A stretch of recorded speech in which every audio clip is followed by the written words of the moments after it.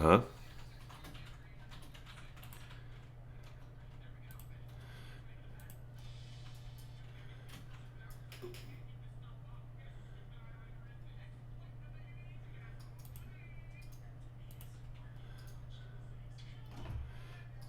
Hmm.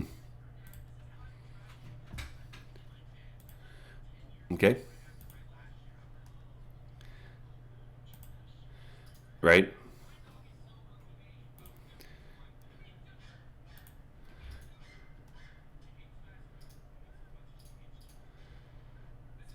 Hmm.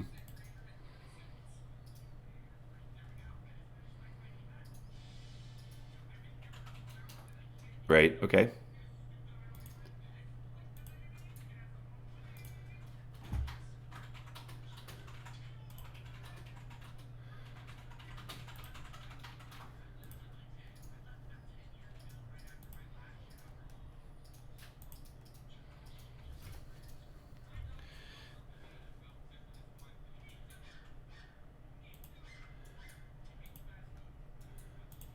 Hmm. Do like try to bypass everything and do damage. Okay.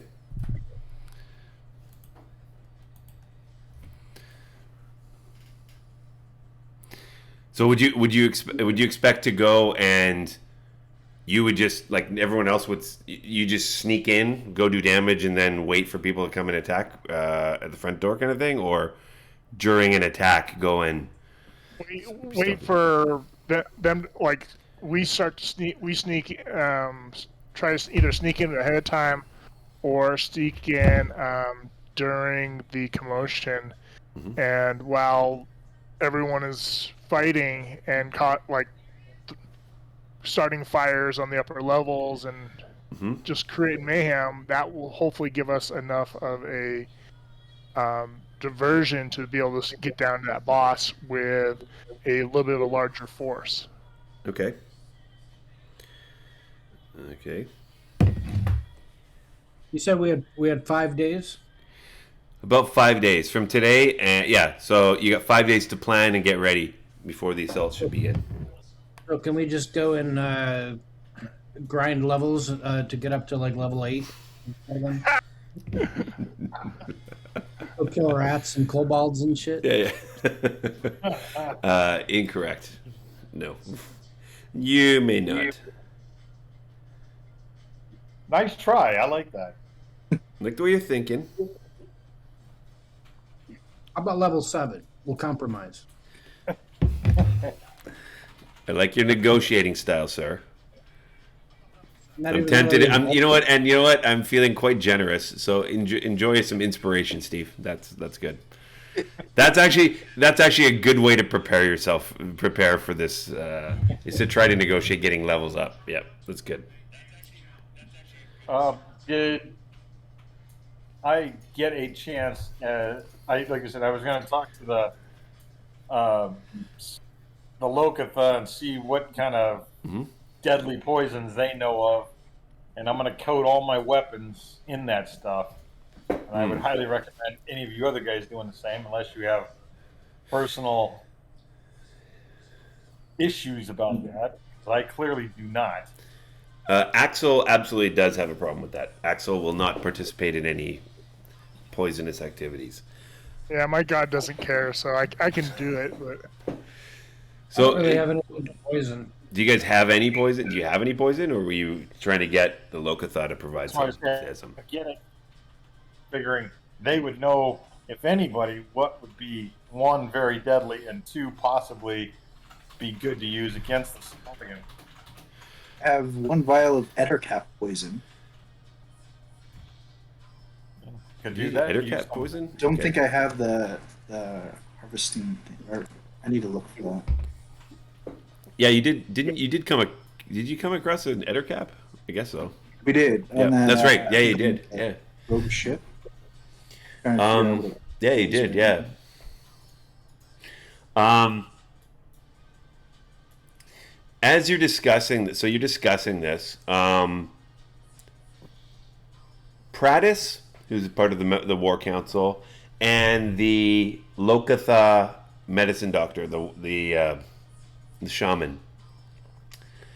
They get together and they say maybe something can. We don't have poisons per se. Can I take your Ettercap poison, please? And he. Yeah. Okay, so they take the Ettercap poison. Kane, give me a nature check, and Erevan, give me a insight check. Insight. Yep. Okay.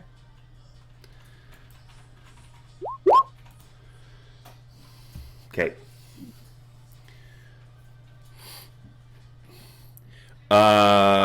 Okay, that's fine. Oh yeah, that's. Oh, fantastic. Okay, so you don't know. So Erevan, you don't know if this particular poison is going to be extremely effective, but Greg and Kane and the witch doctor, the shaman, and Prattis know how they can go and synthesize it and create more. So they're able to create enough.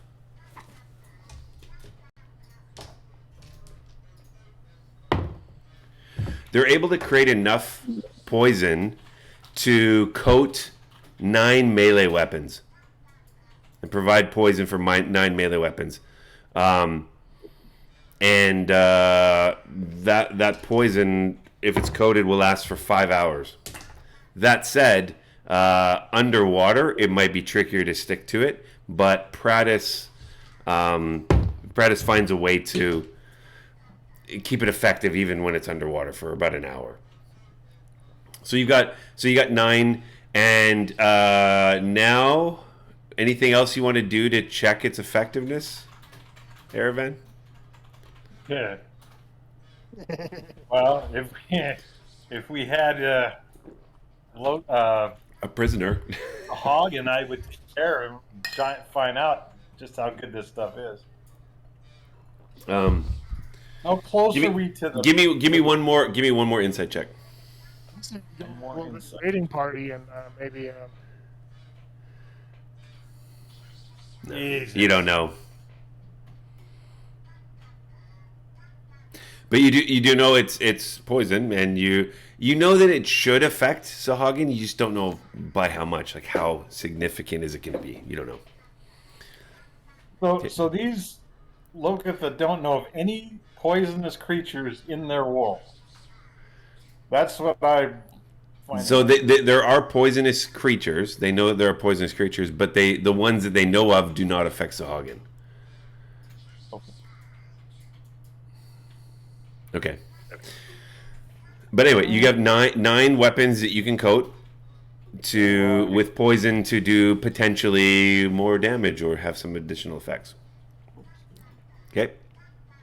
Okay. Clay, what were you going to do again? So you were telling me about your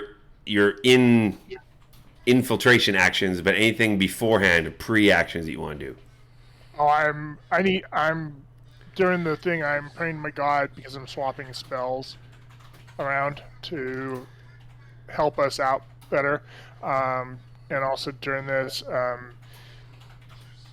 Walking through like the forces that are going to be going with us and trying to bolster their morale by like just showing that we're there for them and we're going to be a part of it.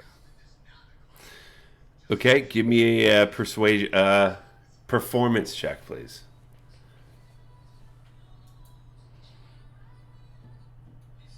Performance.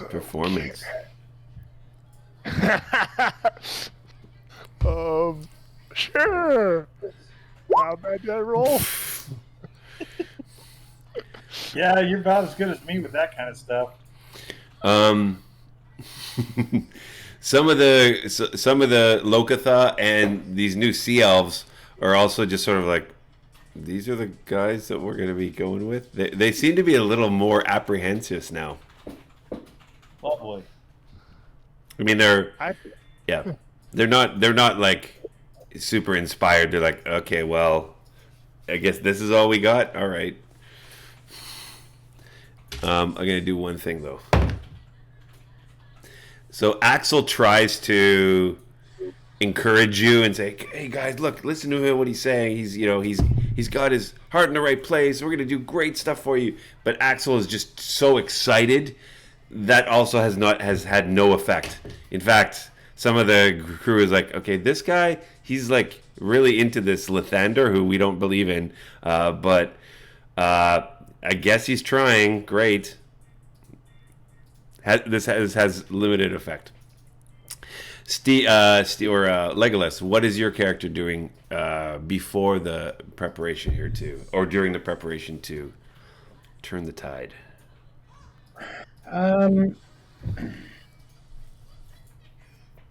No, I mean, I can't really think of anything I need to do. I mean, I'm a cantrip casting celestial warlock, so poison doesn't really help. Maybe I'll see if I can score some healing potions or something.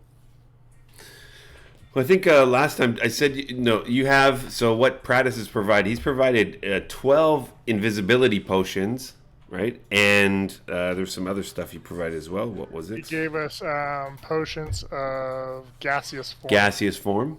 Yep. Do those work underwater? They will not. that I They know. will. They will. They will work. They will work underwater, but it's more like You might not like it. yeah. They're more for their air. You'll have like, but the thing is, you could have gaseous form, but it'll be like more like bubbles. You'd bubble This group of bubbles moving around, right? Look like these like little fart bubbles just sort of going where you're going.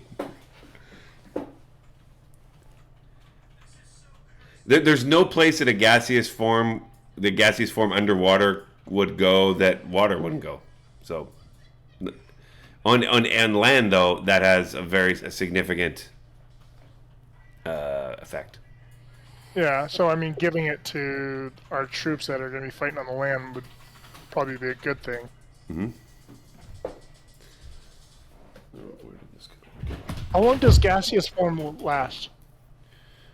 1 hour. Just double check.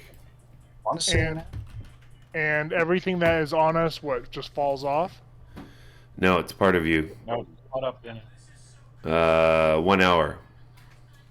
So the question I guess I have is, can we use that to slip by everyone to get us down to that pool of water that we need to get into?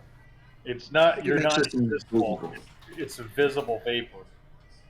Oh, it's visible vapor that It's visible. It's like steam, so it's like Okay. a cloud that moves. Yeah. The spell is concentration. How does the potion work? There's no concentration. You just drink it, and you use a bonus action to drink it, and you've got your gaseous form for an hour. So how do you come out of gaseous form? Or are you stuck in it for an hour? You say, I don't want to be gaseous anymore. You take some I don't wanna gas be X, and it eliminates gas on contact. Excellent.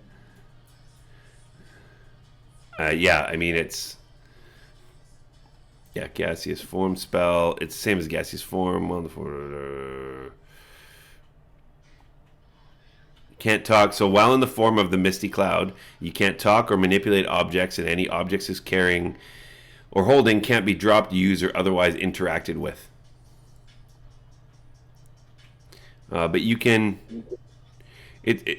So there's no concentration, but you can. I'm allowing you to break it whenever you want. Yep. So how many of those there were? There are 3 of those. No, I don't remember how many there were. I can't remember how I gave. Put in the party list. 12 water breathing, 12 invisibility, and 8 gaseous. 8 gaseous form. Okay.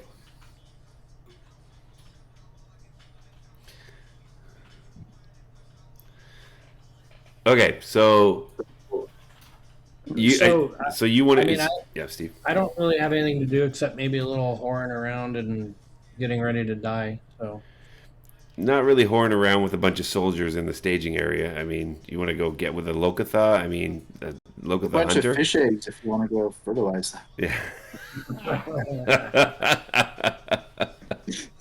Nice. Okay, so you're hanging back. You're sort of like you're just there. You're just there. All right, got it.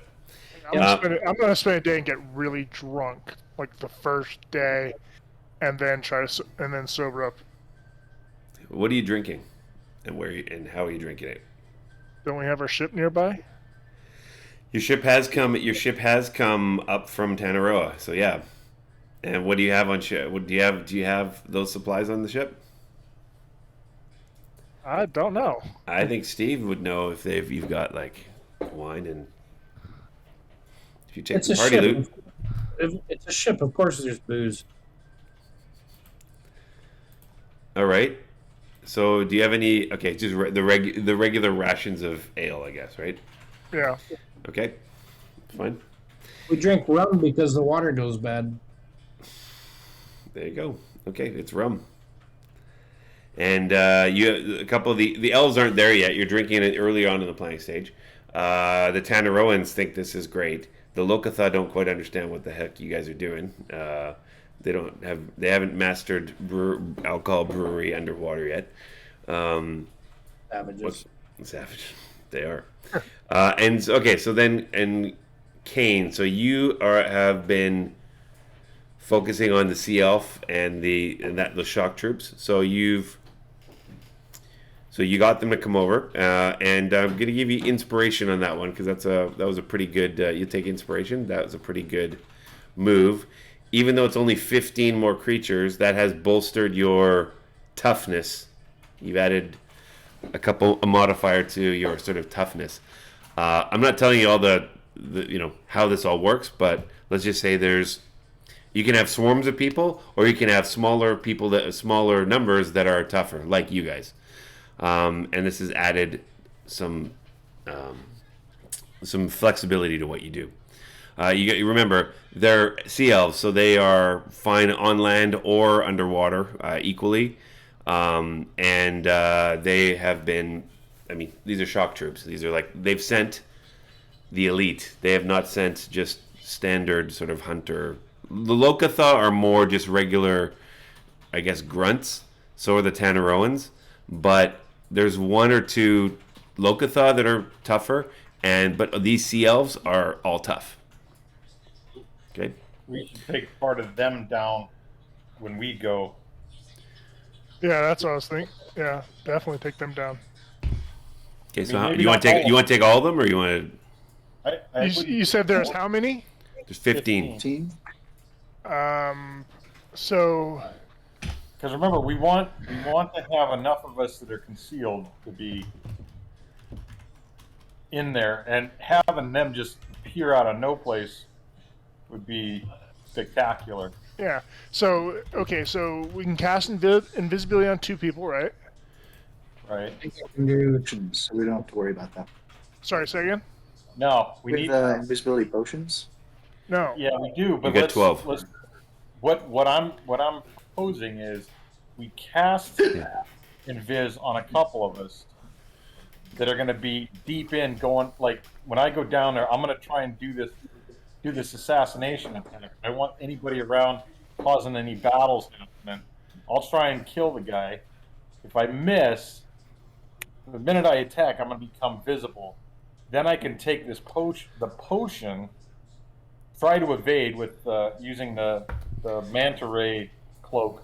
Cloak of the Manta Ray? Escape and evade, take the potion, go invisible, and then come back at him again. I don't want to burn 2 potions just on me. I don't think that's a good idea. I was thinking we go in, cast invisibility on 2.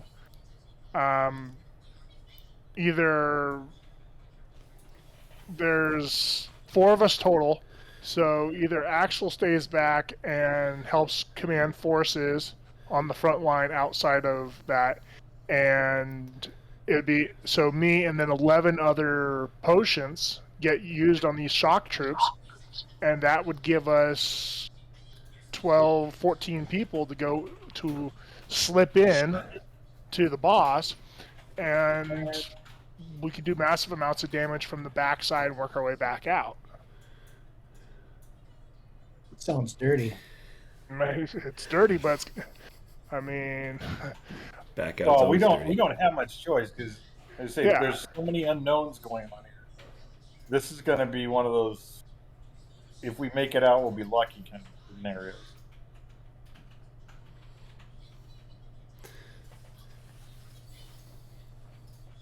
Hey, Okay, so just to let you know, so what Axel is doing, besides trying to inspire some of the troops, Logan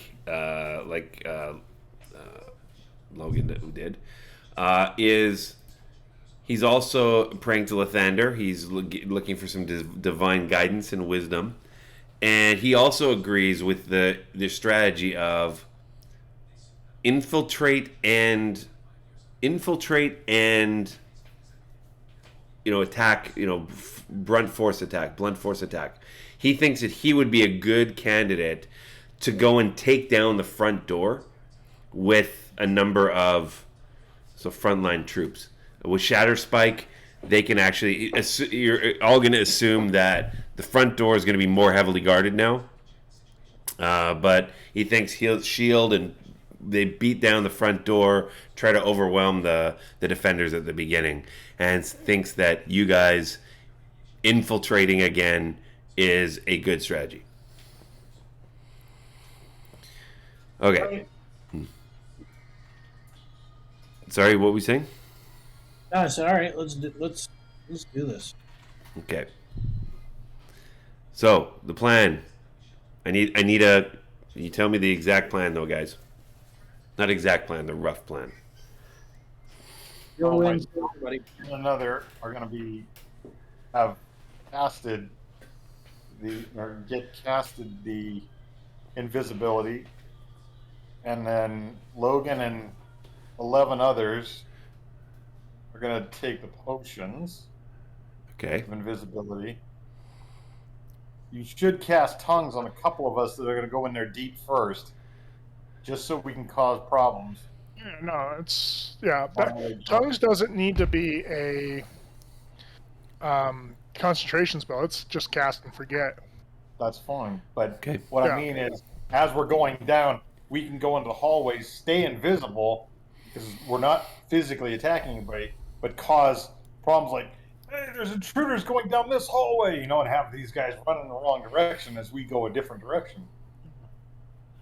Okay.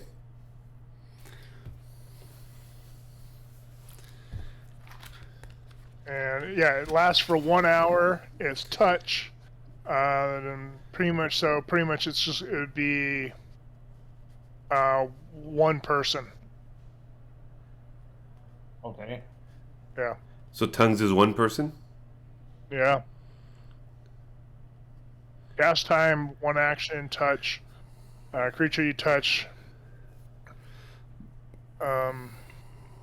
A spell grants the creature you touch the ability to understand any spoken language it hears. Moreover, when the target speaks, any creature that knows at least one language and can hear the target understands what you say. Okay. It lasts for how long again? 1 hour. I'll link Okay. it. Is it a third level spell? Yes, it is. How many spell slots do you have at third level? 3. Okay. And I'm saving one of them for Beacon of Hope. Okay. Because What does My Beacon of set- Hope do again? Beacon of Hope does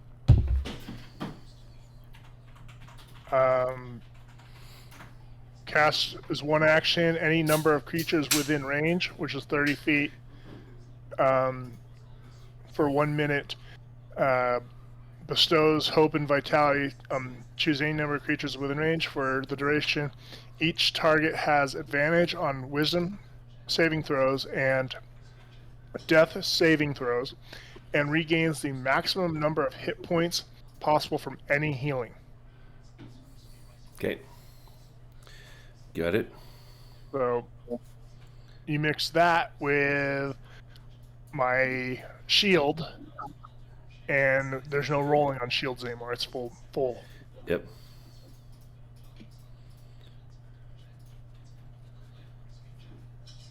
Okay.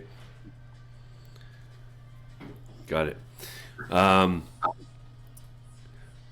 Okay, so the plan then, I want you to tell me the plan specifically with the number of invisibility potions. What are you going to do with the invisibility potions again?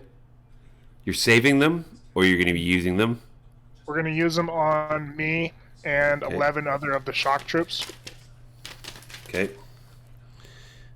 And one else of us, right? Because only two will be invisible with the spell.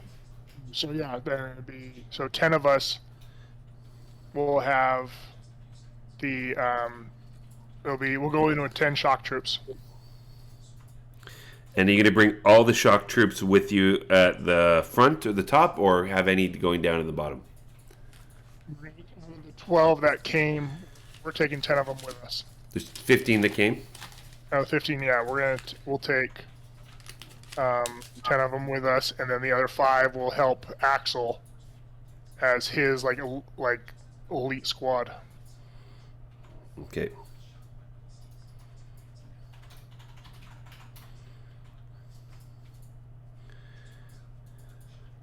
Okay.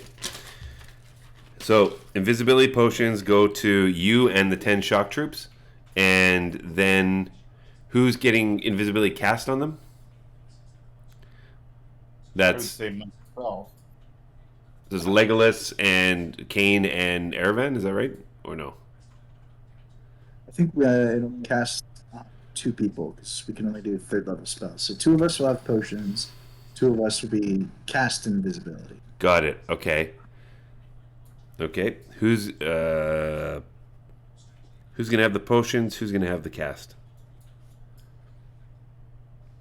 I'll have a potion. Okay. I'll take potions. I'll cast on myself and Erevan. Irvin. Okay. And the druid will get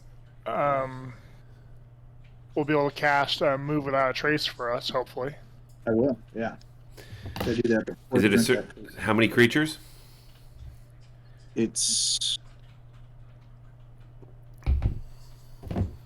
just creatures in range. With Each creature you choose within 30 feet of you. wow. So you could theoretically have your whole Exactly. posse, right? Yeah. Okay. All right. Maybe I cast that before I drink the potion. Okay. Probably before you cast invisibility. Okay. What's your target? Well, I think we ought to go at least this group that's going in invisible. We go after the leader and that his priestess. Leader first, priestess second. Or if we can get them both at the same time, great. But him first to break down the command and control. And at that point, if we kill him, go after any of the lieutenants to break it down even further. Okay. So back to so are you going to go to the same place as you saw what you think the head guy Well, we're was? gonna start Same place? Okay. We're going to start there. Okay. Got it. How are you going to get in? Do we want to go in that back door, or do we want to have to work our way all the way? We don't know how to go in through the bottom side. We don't know it. You don't have. So- You're right. You don't have So- intel on that. Right. If we go in with what we were talking about, Axel and his group break in, we follow in behind them, invisible. That way, even if we get some of our guys, that break away, we'll still have the majority of us going down invis, avoiding combat until we break into the second level and find this guy. Okay. So the plan is Axel and team rush in, break down the door. As soon as they breach, you guys go in invisibly and stealthily. Correct? Following behind them, yeah. Okay. What's happening from below? There are dozens of Lokatha, some underwater breathing Tanaroans now. What are they doing? So have all those guys and Prattis make a full-on assault down below to draw out as many as they can and cause enough, oh, hey, look, they're down below. It's a bigger group. This is just a diversion is Yep. the idea. Okay. So they see Axel and his small group as the diversion, and they, decide, oh crap, we need to defend the bottom. And then they go, or at least that's the idea, is to cause them enough we don't know what's going on to keep them off balance. Okay. And now there are 5 elven shock troops that can help muster those group that group. And in the few days of this planning, it's become pretty clear that those shock troops are seen in awe by the Tanaroans. They haven't met too many sea elves, and the sea elves are not. They're not very charismatic, but they're very tough, and they're very. They're keeping the group in line. So you've split up to groups. Here's Unit A, Unit B, Unit C, led by this shock troop, and the sea elves are sort of whipping him into shape and saying, hey, this is what you need to do. They're very familiar with underwater battle, as you can imagine. Also, given the fact they're shock troops and they're... What's that? I sure hope so. They better be. Okay, that's good. On day 4, Prattis, you notice that your documenter, Gale, he's been sort of he's not been super involved in this. He's sort of hanging around, just jotting down notes, seeing what's going on. And you're always like, is this guy he's like our reporter, like our embedded journalist here. But you also notice him working with Prattis a lot more. Prattis seems to have taught Gale how to use the apparatus. So you've seen Gale now a couple times get into the apparatus, which has come up on shore a couple times. They're inspecting it, and they take it. It goes down back into the water, and you see Gale come up. He's learning how to be the pilot here. And on the 4th day, you see something unique, and Kane, you're really impressed. One day, you see Prattis jump into the ocean. Just by himself, jumps in the ocean. 20 seconds later, in the same place that he comes into the ocean, or he went into the ocean, a massive shark comes up from where he was. And he sort of stops, and he looks over at you, Kane, and he just sort of goes, "It's Prattis, baby." He says, he goes, if he could speak English in shark form, he would go, and you think he said, "It's Prattis, baby." So you see that Prattis has shapeshifted into not just a great white shark, like a massive shark that you've never seen. And give me an insight check, Kane, please.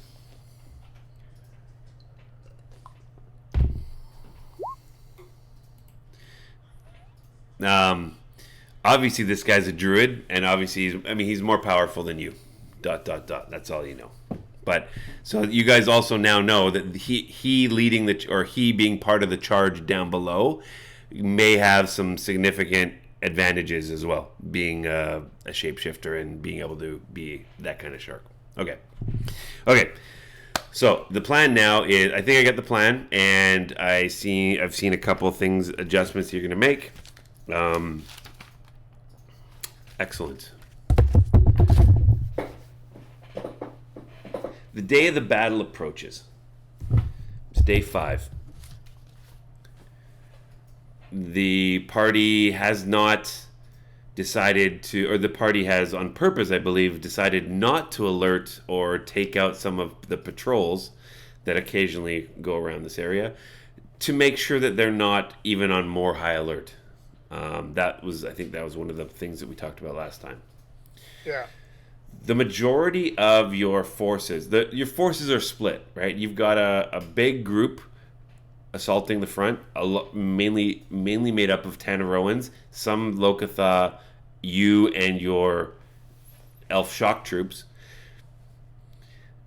As you're getting ready, you do notice, Axel is taking a big lead role, and he has absolutely got the Tanaroans excited, pumped up. You worry about how quickly they'll be able to breach the front gates, though. And then you have the rest of the forces down below. Day of the battle approaches, and everyone's getting in position. The plan is to attack the front and have the lower third level waterborne troops attack 10 to 15 minutes later. Right? Not at the same time. The plan is to get them, to draw them to the front, and then also sneak in and attack them from the back. There's a causeway. You remember the causeway that leads out to the fortress? You are hiding. You're not hiding. You're preparing yourselves back on land, and Axel has led the charge of the Tanaroans to the front door. They have brought with them a few log or battering ram type devices. He's got Shatter Spike. There's no negotiating. There's no sneaking in here. You can see from your vantage points that they were waiting. They have been preparing for this. They have somehow reinforced the door. They're not letting anybody in. But you can see Axel bringing people to the bar. He's smashing the thing with Shatter Spike.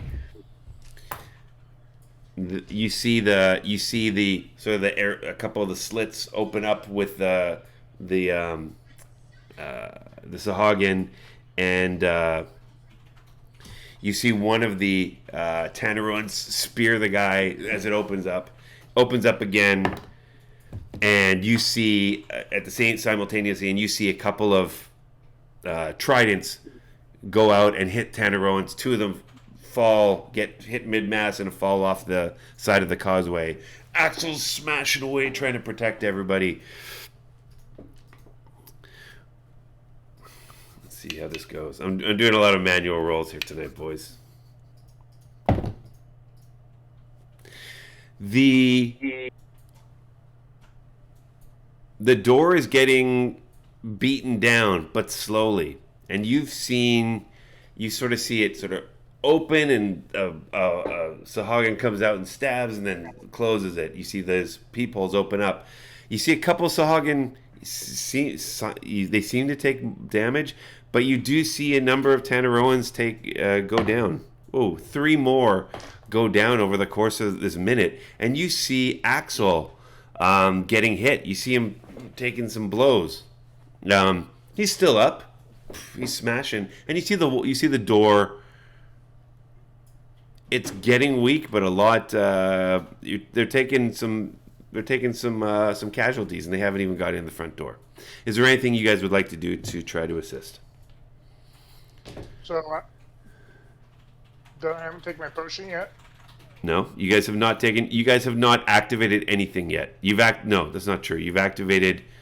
You've activated Pass Without a Trace. Okay. Oh, it's good for an hour, right? Is that right, Greg? Or maybe not. What was that? You've activated Pass Without a Trace? Not yet. No, okay. We'll do that right before we rush in. Okay. But right now you haven't cast invisibility. You're not invisible yet. You're hiding You're just hiding. So Clay, if there's something you wanted, or Logan, sorry, Clay. Yeah. Sorry. No, I always forget who's like your real names and then your character name. It's just ridiculous. Logan, the player, Clay, Yeah, the character. I'm playing the character. I'm looking. I want to cast Healing Word.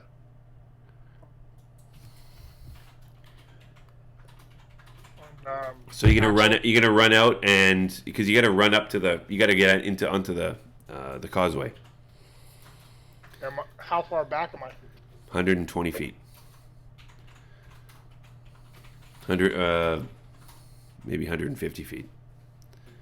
I'll move up to 160 feet Okay. and cast as a bonus action. Cast Healing Word on Axel to try keep him full. So you see him. He's like, you see a couple like, you know, he's holding. He's doing okay, but he's taking some damage. He's like, thank you. Praise the Thunder. I mean, praise whoever your god is. I keep forgetting. So you pass Healing Word. Great. It is healed him to a certain degree. Yep. Good. Okay. Anything else anyone else wants to do? I'll also run up and cast Healing Word. Healing Word. Okay. Yeah. Same thing. If Axel's looking bad, or if one of the other He's doing a little. He could use help. There's 2 Tanaroans that need help. I'll give it to whoever needs it most. The 2 Tanaroans need. Or sorry, is it only one creature or One creature. One creature. So one of the Tanaroans needed help, and he appreciates that. So he's back in the fight. Okay. That's cocked.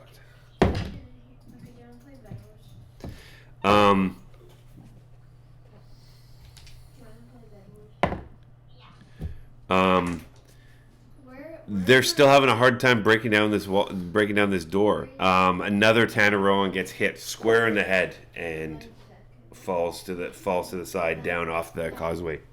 Healing Word's not going to help with that one. He's fallen off the side of the causeway, and he's dead. But the door is still up. It's getting hit, and it looks like they're starting to break through.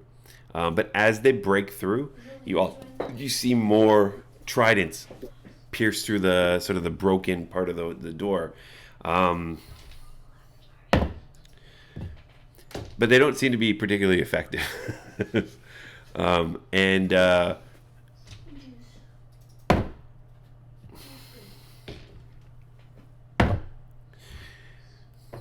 And about 30 seconds later, you see the door begin to give way. But not before another 5 Tanaroans have been, as they're sort of like trying to go towards it, you see a somewhat coordinated spear attack. You like a wall of spears come up. Any Tanaroans that have come to try to rush it, and it takes 5 of them down. That said, they're able to go and breach the doors. Doors are breached with some loss of life, with heavier than expected loss of life. Axel,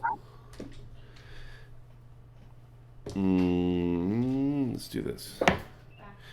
Axel, however, because of your healing, he's still at about 9. He still seems pretty gung ho. He's like about 90% of where he was before. So he's tired, but he's not injured.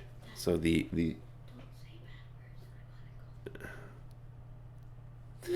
I will try not to say bad words from now on, because my son is in the room and he's on another call as well. So I don't want his friends to hear a bunch of bad words. So Twitch, we can actually now be on, safe, kid safe mode. I don't think I've said any bad words. I don't think I've said any bad words yet, but who knows? Yeah, I don't think we did, but we might. Yeah, that's okay, because he can't hear that. So Right. you should Twitch is hear not- you should hear what they're saying over here, Jess. It's crazy. So is there like a bunch of our forces that are slightly wounded? The ones that are slightly wounded are proceeding inward, inside. There are a couple that are dead. There are 2 of them that seem to be mortally wounded that are still lying on the causeway. So I'm going to move up even more. Okay. Cast prayer of healing, a 2 plus if I can catch any of our other forces up to. I'm hoping to get up to 6 of them. Okay, so you guys know, so part of the plan, was once the walls are breached, you guys are going in stealth. Right. So That's your plan was originally, let's get everything stealthy and invisible before we rush in. So like from your vantage point. So do you want to go and do that and then come back, or do you want to do it and then say everybody come up here and then we'll get invisible, or what? After I fired off my healing word, I probably ran back to the woods to. Yep. No, I assume you did that. I assume you did that. Yeah. No, I'll just leave it as is. Okay. Okay, so you guys now you get your. Let's just confirm this. You had. Okay, so your shock troops, there are 10 shock troops. They all guzzle the invisibility potion. Kane and Clay, you also chug yours. And Legolas, you cast it. I'll cast for that trace before we do that. Before you do it, yeah, of course. And then Legolas, you cast invisibility on yourself and Erevan, right? All right, so you guys are invisible, and you are passing without a trace. You now rush in. As you move to the front, you know where you're going, and I'm going to assume that you were laying out the map of what you'd seen for all the shock troops before you did this. I did a detailed map ahead of time, just because that was the whole point of us going down there, Yep. so I could map it out. Yep. I laid out a detailed map of where everything that we came across was, and the troops that we saw. Yep. So that they know, and our plan was to go directly toward that one chamber Okay. to get the. What's the plan? Okay, so backtracking 1 second. What's the plan for those that are breaching?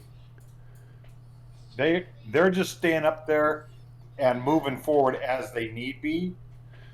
Is there any target that they're going towards? To open the door. If they have to fall back, let them fall back. But the idea was they were going to open the door for us and keep enough confusion going on to make them think, oh, this is just a diversion when the big attack comes below. Yep. So once the big attack comes, they can. At that point, it's up to Axel to figure out whether or not he wants to press the attack, fall back, and join the others, whatever. Because at that point, it's unfathomable to be able to control exactly what happens from there on out. But okay, now would be a judgment call on their side. Got it. So you guys get to the front and you're invisible. The 10 Roans and Axel's group, they know you're supposed to be invisible, so they're trying to make sure that there's a path available for you to go, that you're not going to bump into his troops. Let's call him General Axel. Okay, so let's just call General Solo or Major Axel. Captain Axel. Captain Axel sounds better. Okay, so Captain Axel, he's got his group, and you remember that. Sorry, go ahead. Major Axel sounds good. Major Axel? What a Major Axel! He's a Major Axel. Okay, so you get to the front. So there's that barrier. There's that sort of that cage that comes down, or the grill that comes down. And that has come down again, and you see Axel and the troops trying to break it. You're now sort of in. I'm just gonna paint the picture. Remember, it was like about a 50-foot by 10-foot sort of entrance, and then in front there was another bar and grill. Portcullis. And you remember there was a device that was used to raise and lower the portcullis. And you see Axel and some of this. They're fighting some of the Sahuagin in here, and they're trying to get through this. Each one of you give me an insight check, please. I need you to beat a DC 17. Anybody beat a DC 17? What? Insight check. No, that wasn't good. That wasn't good either. But Jeff's is. Oh my God! Okay, there you go. So, nice. That's impressive. Okay, so Erevan and Clay, Clay, are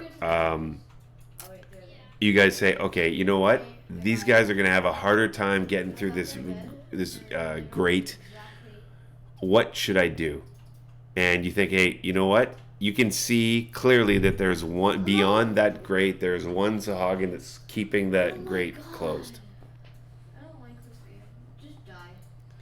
Do you want to try to do anything? Just die. I will. Then let's get If you attack, you become visible. I understand. If I touch one of our guys, do I become visible to also? No. Yes. It- No. You touch somebody? No. attack. No. It's attack So only. I'm gonna. Out of our shock troops, I'm gonna touch one point. Yeah. Or can he even see I pointed? We can just Grab his hand and point. Yeah, I grab his hand, point to show, hey, like, kind Yep. of like, is there's like something needs to happen over there. Yep. And he says, So he looks at you, yep, but he doesn't know what you want him to do. it will. oh, invisibility, I can talk and everything. No. Oh my god. Invisibility, you can talk, sure. Oh, Past oh, the right. trace, somebody's gonna hear some voices. Yeah, but in the confusion, This is the middle of bloody battle in a 50 by 10 foot room. So I tell the guy, I'm like, dude, that guy, Did we get them? right? I point the I use his hand to point the cigar and say that guy needs to die. Oh, just. And he says, okay, how do you want me to Yeah. do that? Like, how do I get through this? How do I get through this? What, like, you're gonna have to come, like, I'm sacrificing his visibility to be able to have him either relay a message or break visibility and have guys go after that one guy. But he's beyond. Okay, he's fine, but he's beyond this portcullis.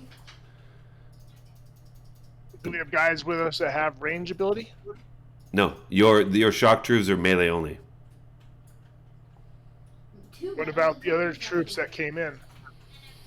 Maybe. Yeah. Yeah. There's probably some Teneros that could throw some spears and stuff. Yeah.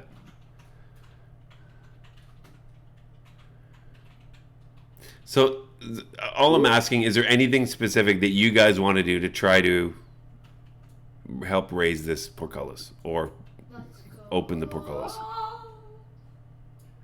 Do anything but break. If it's gonna break visibility or have a chance of me breaking visibility, I'm staying. I'll stay back. Okay. exactly, and it's kind of how we have to be. Okay, so you see Axel, the master, the major battle, Major Axel, knows what's going on. He asks a couple of his Teneroans, 1, 2, 3, and you see there's 5 spears just go through the portcullis, and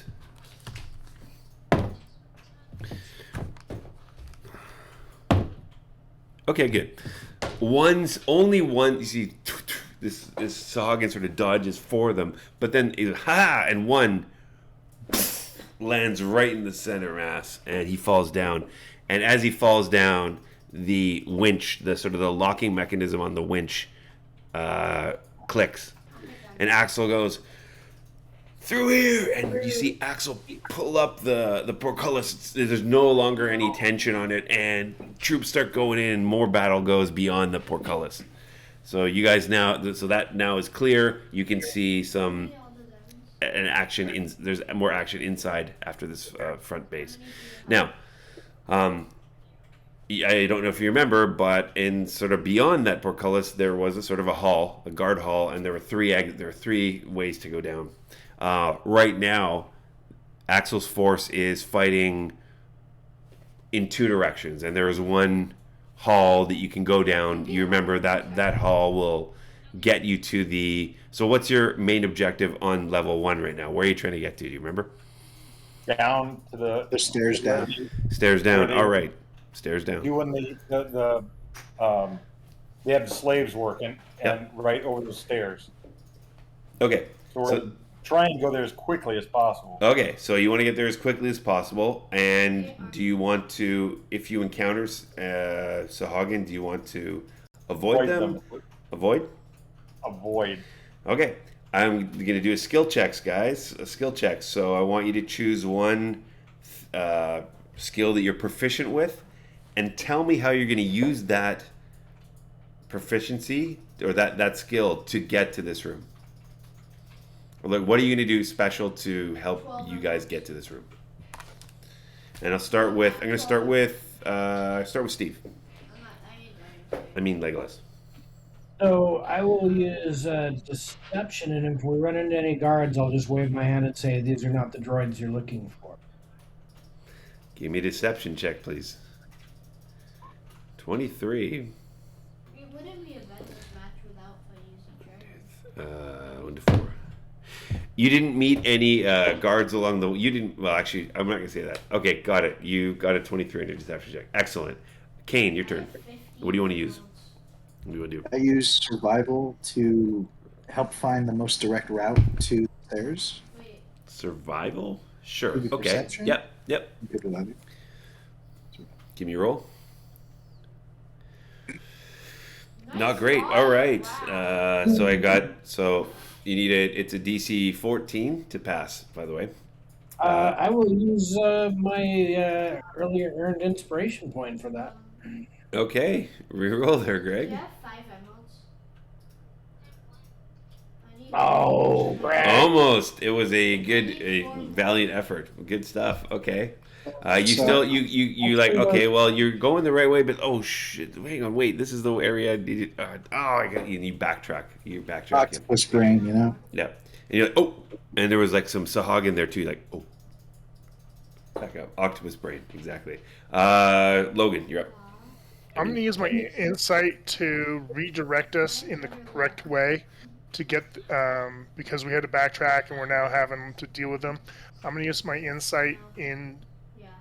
me being down here. Hey, remember there's a secret room. We can hide in there for a moment Yeah, I got to let the patrol go by, and then we'll sneak back out and around. Sure. Okay. I got you. That wasn't great. I'm going to use my inspiration on that one. Okay. Hopefully, better. Girl actually thought.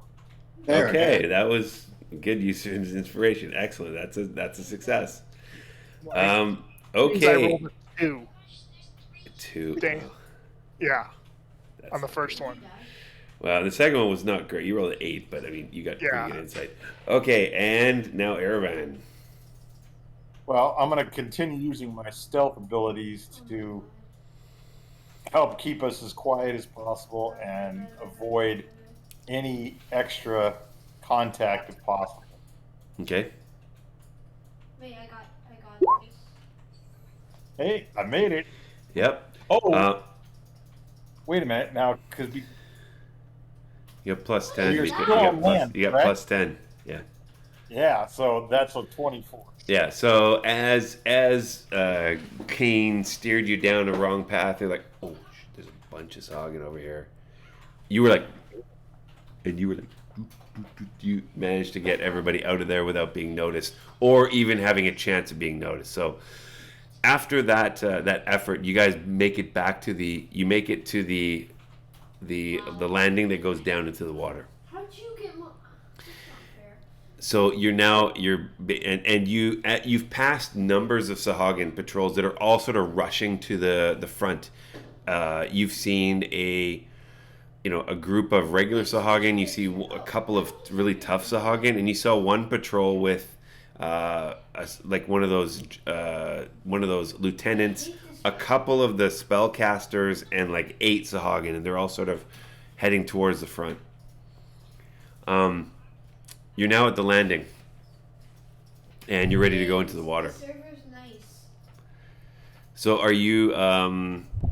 Okay, so now that are you all gonna just go into the water? What happened? Yeah, I'm going to pull on my hood for the manta ray. Cloak of the manta ray. Okay. I'm in a match. Everyone else can breathe water. Wait, where'd you go? I've been casting that every day because I mean we're at the Lokitha city. Yep. Okay. So No, you haven't been. By the way, the past couple of days you have not been in the Lokitha city. You've been on shore. You're I'll on- have cast it beforehand. yeah. If Yeah. I- Okay. Yeah. That's fine. Okay. So now you get down to the second level. You're familiar with this. Well, Kane and Erevan, you guys are very familiar with this. Other guys, you've never seen this before, and it's kind of a I made a detail no, no, no, drawing no, of it. no, I know.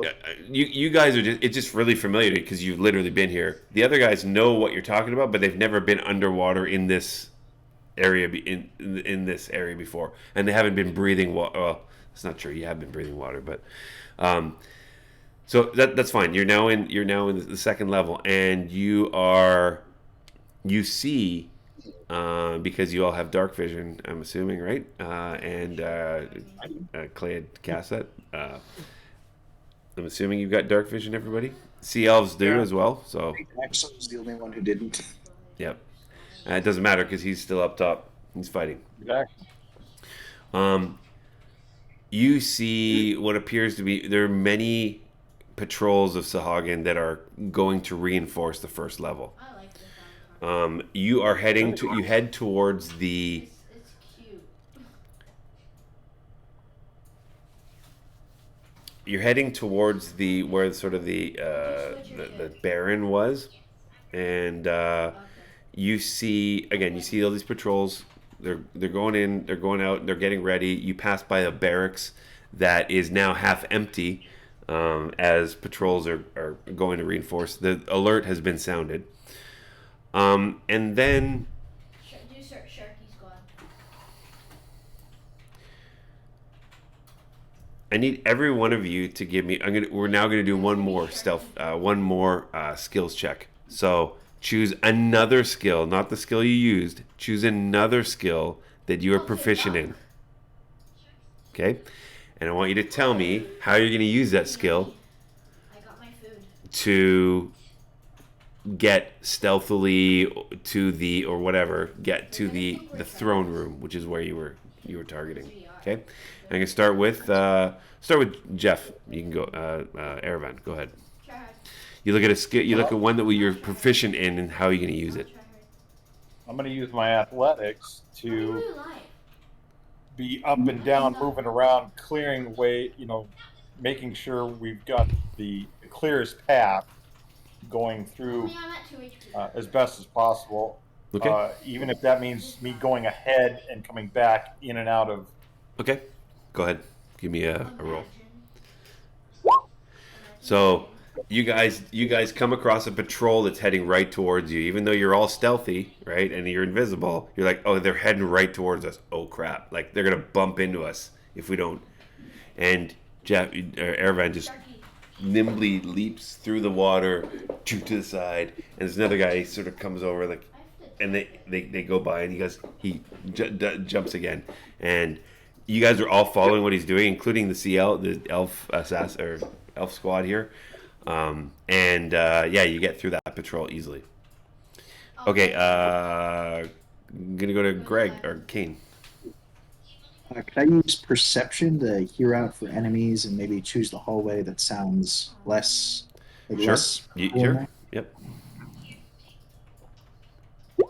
Whoa. I mean, whoa. That's one. Yeah. Okay. So that's good. So you. So hold on a second. I need to get. I died. No, I didn't. So yeah, you said you hold everybody back, knowing that there is down this hall there is a massive squad. If in fact maybe part of the army that's either coming towards you or is going to be unavoidable. But you say Wait, can you say stop, my name? and you guys go down a different route, and they pass by you. A very very large group of Sahuagin. 20 to 30 if you're not mistaken.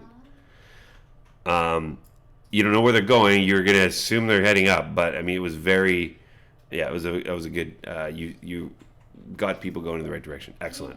Okay, How long have we been in it's been about this? the battle has started about 15 minutes ago. It was 15 minutes now. Okay, now the underwater group gone into combat? They should be momentarily Don't beginning kill them. combat. I Yes. want the kill. Okay. Oh, okay. Okay. And we're up to Clay. He anti-cheated so hard. You stole the one I was going to use as my perception, Bad. Sorry. yeah. I almost suffocated. I suffocated them for like 2 seconds. Can I use my survival to... You proficient in it? Yes, I'm proficient. Okay. To see, feel like water currents coming, sort of like ripples in the water. To be able to realize where, have a better understanding of where troops are moving because they're moving through the water so fast. Sure. Try. Almost damage. Yes. You can do that, and you also realize. So, He's coming. give me an insight check, please. Our bed is gone. Who needs a bed anyway? Beat a six. Yeah, I was gonna say beat a 16. You beat a 16. So, Clay, you realize that what Aravan and Kane had told you about that weird sort of ritual that was happening in this sort of the shrine. There was that really big shark creature, and the sort of, it was kind of weird. Okay, get him.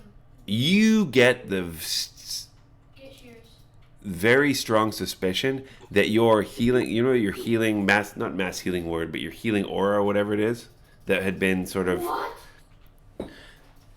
the source of that dampening was coming from that shrine, which you guys are passing now. You're going by it, and you sort of felt that, and then you also felt that, there's not a lot of waves or activity happening in that area of the second level. Considering everywhere else you pass, the waves have been furious, right? Everyone's moving. There's like frenetic energy all over the place, but that place is still. I'll get green. I'll make mental note of that. Yep.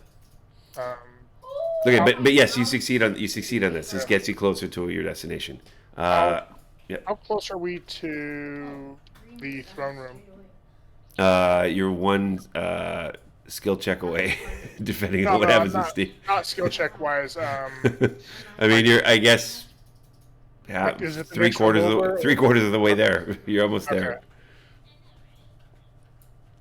Okay, Legolas. I'm gonna go around and get bed. So, did Clay communicate that what he perceived Yeah. about? Yeah, I pass that on to, because if there's no one here, I'm gonna pass that on. You have an opportunity. You can communicate that. There's a lull in the action. You can say that.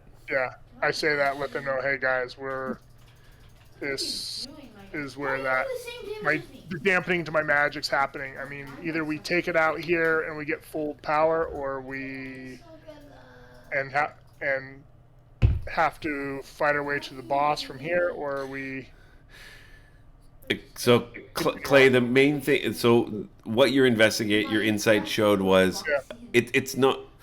That's where it was coming from, but you also know there's not a lot of activity there right now. That's what your insight said. Like, there's maybe nobody there, or there's not like. You didn't feel like a lot of action coming that way. I don't know if this really counts as one of our skill checks to get there, but I'd like to use Arcana to trying to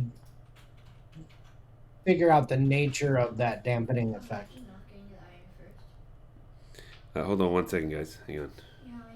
I'm coming. And I'd probably go. I know I'm coming soon. Nope, you don't know. But so you guys, so what happens is you manage to navigate to the throne room, and you get to where you were, Kane and Aravan, where you were before, and previously you saw this baron, and there was a couple. It's called the Sahuagin Baron, which is the head, and you saw a couple of groveling Sahuagin, one groveling Sahuagin asking him for something, and he was like just really not interested. What you see now as you approach that room, the throne room, you see something quite different. You see the same Baron who seems to be he's not in the throne right now. He's sitting next to the throne. There is another four-armed Sahuagin female that is sitting in the throne and tapping this Baron, and he looks panicking. He's like, and this you assume this is his wife. She is, she's barking some orders at four lieutenants and a number of other Sahuagin. There's a number of Sahuagin in this room, and they look like they're talking about something. They're planning something. Right behind the Baroness is a creature that you've only seen in images before. It is a octopus-like with it's a creature with sort of this maw, this sort of not moray, the sucking eel maw. Lamprey? Sorry? Lamprey eel. And, a big sort of hole for a mouth. He has 3 large fluke-like tails. He's about 8 feet tall, not quite as tall as the Sahuagin. The Sahuagin Baron is like almost 10 feet tall. They're large. And it is just sort of floating there. It is sort of white-gray. And it does not look... It's like nothing you've ever seen. And while the Baroness is sort of barking orders, she occasionally looks back and sort of says something, and that creature just sort of doesn't. There's no indication of anything, that like of acceptance or anything, just sort of there. And there is somewhat a bit of panic in the aura of this place. You guys are now on the ceiling near the entrance to this. We are now going to take a very quick break, 5 minutes. You're going to be back, and now you're going to decide what are you going to do in this room with yourselves and your 10 elf shock troops. We'll be right back, everybody. I mean, everybody being I think I'm the only viewer right now. So I'll be right back. You, awesome. I love what you're doing. All right. Let's see how this goes.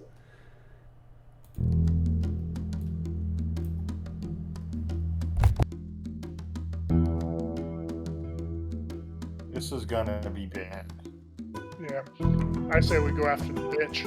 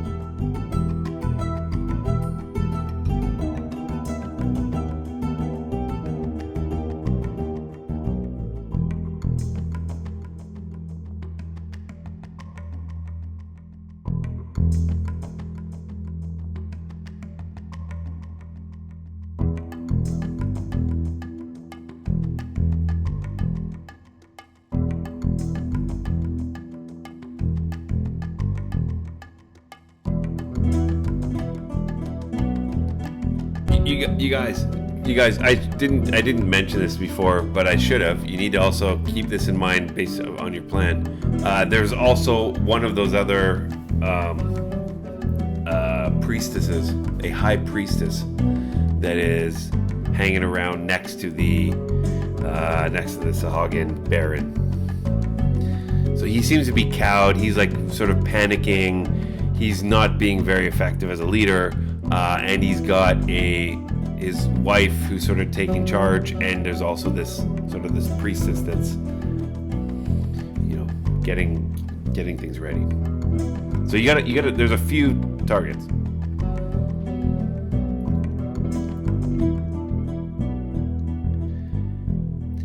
A baron, his wife, a priestess, this weird white creature that they got the crystalline for, and there are about 6-7 sort of lieutenants. No, it's white. It's like imagine a beluga whale mixed with a octopus mixed with a lamprey. show you what it looks like. Yep. Okay. No problem.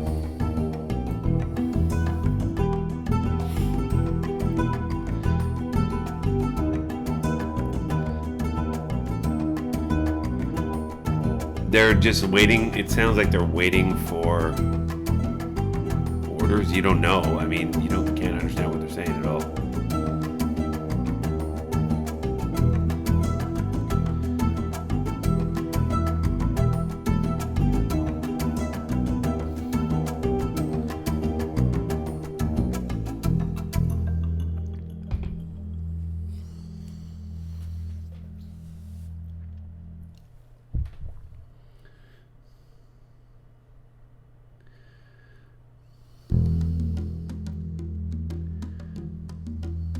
Oh, hang on.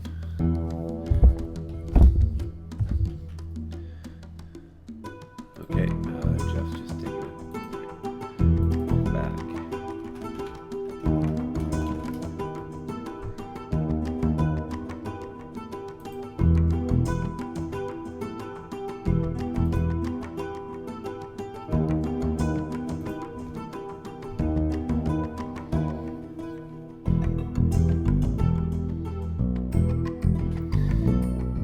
Okay, so I'm going to go and put you guys.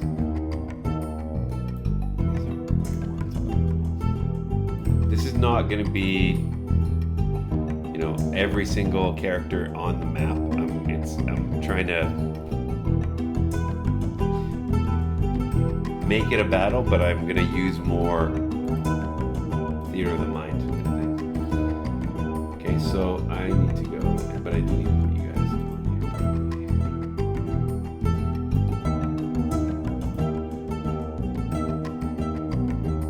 And I think Kane and Aravan, you should be able to see your characters, but I'm going to move you guys.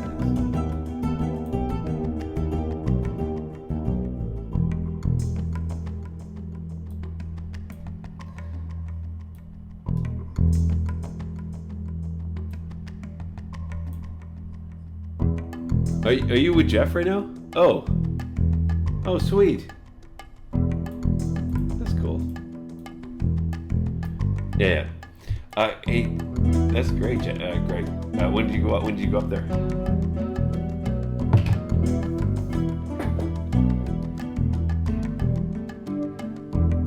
You on summer break? You're on summer break, right? Oh, so that's ironic. So on Sunday, I make the move on Sunday, man. Yep, the big, the reverse Beverly Hillbillies. Back up.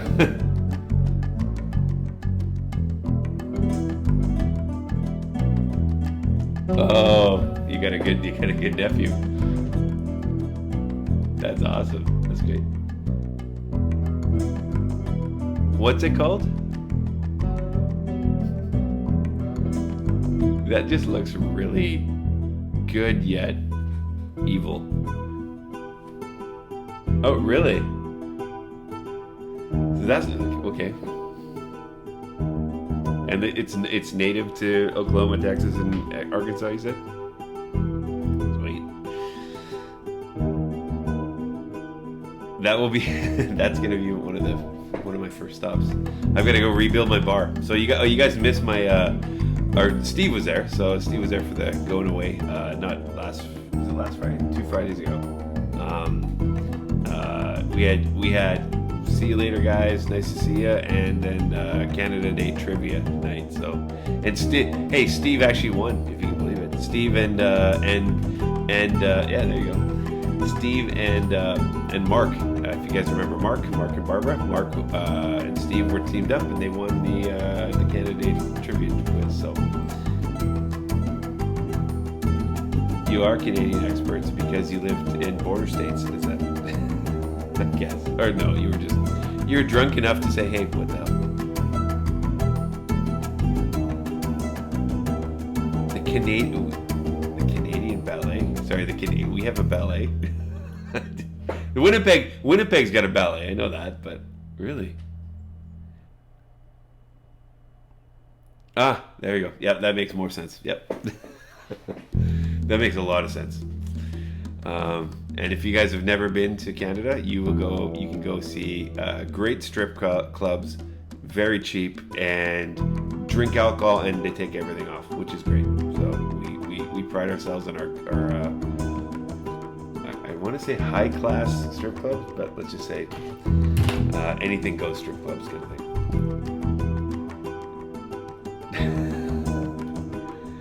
Vegas, are there still limitations on what you can see, or like if you're gonna drink, you can't?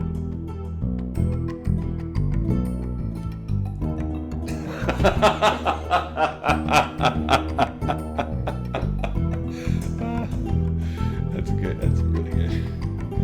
Okay, so let's get back on, and we're gonna go and back on here.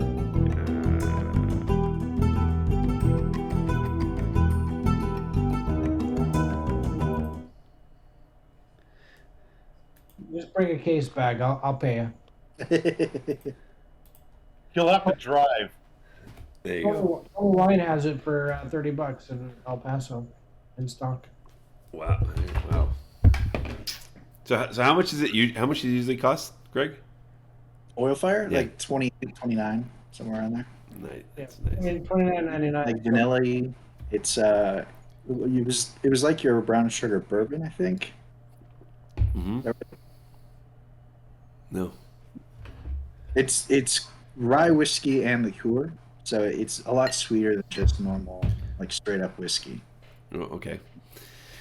So tonight's D&D event has been brought to you both by Judgment Day and by, go ahead, Greg, put it up. No. Jeff. Jeff's got it. I And got by Oil Fire, Oil Fire. Breakfast of Champions. When I came back to California for Christmas, I gave Oh. Dusty a bottle of Oil Fire. So Did you give him a bottle of Oil Fire? Oh, great. Yeah. So, Dragon's Milk Reserve. is that Dragon? Oh, Highly recommended. This was the reserve, which was rye barrel aged with cinnamon interesting. and vanilla. That sounds very much like a Christmas beverage, man. No, it wasn't. It wasn't Christmassy at all, but it was very unique. Cool. Hey, I know that we're still playing, but just to give you guys a heads up, so we did our Dusty's last game, or my last game for Dusty was last Friday. So, and if you guys had ever followed Wilbin Inara, and all of our viewers who have, wait, we got Clay. What's that, Logan? Hang on. What's that? What are you showing there, Logan? Stone peak condition. There we go. From back selling California beer. There you go. It works too. Yeah. Totally works. I was just saying that. So Wilbin Inara, if it was the end of a year and a half of my character. So he didn't die. He took on a new quest for his god Torm, and he's now the keeper of a crypt. So we defeated the old keeper of the crypt, got his artifacts to Torm, and I don't know. So anyway, he's now the new keeper of the crypt after defeating the old one. I don't know why. That's my, I guess, punishment or new quest from my god. But anyway, so it was a pretty moving and nice send off from the group. So if anyone watching, DM Done Deal on Twitch, go watch the last episode, especially the last 20-25 minutes or so, when the epic conclusion happened. Wilbin Inara, the original member, is no longer with the group. So Arcturus, by the way, Greg, is also still memorialized in the video and the graphics that go every day. Yeah. So every time. Arcturus is still there. He's retired. By the way, He's heading a magic college. So, what's that? Sorry, Steve? Stone is now a Japanese beer. They were bought by Sapporo. Really? There you go. Sapporo's bought a lot of stuff. Actually, they're Oral's good beer. It's very good beer. Brewed in Guelph, Ontario, by the way. Going to be brewed by Stone Brewing in Escondido in whatever. That's in San Diego County. That's fantastic. That's my. What's that, Greg? When I was on my field school, one of our professors brewed his own beer, Yeah. and our homework was to go back and drink the beer and give him back the bottles because he was brewing a new batch. Great homework assignment. This is Greg. This is Greg's school where his homework is to go and drink his professor's beer. Nice. And hopefully He's good. survive. That's good. Very good. Okay. Anyway, guys, let's get back to the fighting. So I don't know if you can see what's on your screen now. If you are, actually, I don't think everyone can see it. I'm gonna add you guys. A screen with the second level. Yep. Hold on. Let me just add Like you toward the guys. top center. I'm gonna add not Clay's Black Bear. There's Erevan. You're already there. Kane, you're already there. Clay should be able to see this. Okay. Give yourself max hit points. Legolas, you should also see this. Now I do, yeah.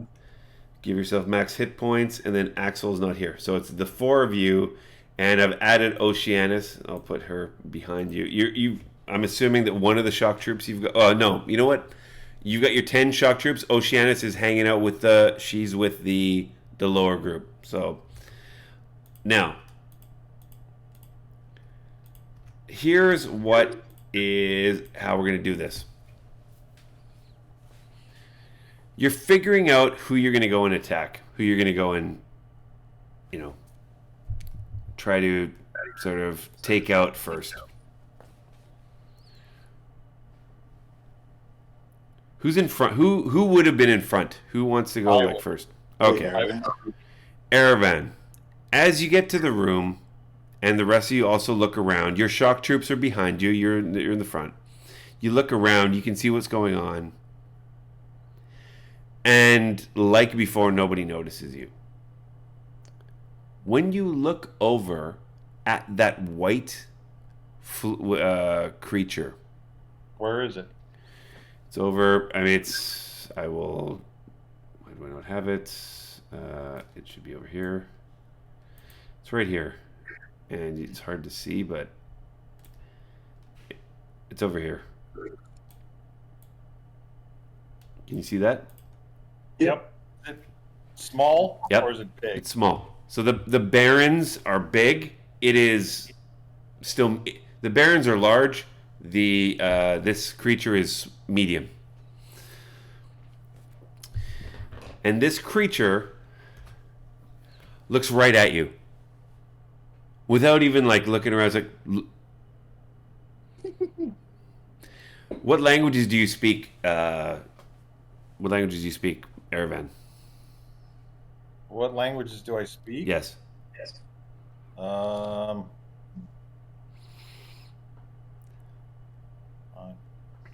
do you understand? Excuse me. Unless it's speaking something like Common, Elven, something along that lines, I ain't gonna understand. Okay. You hear in what?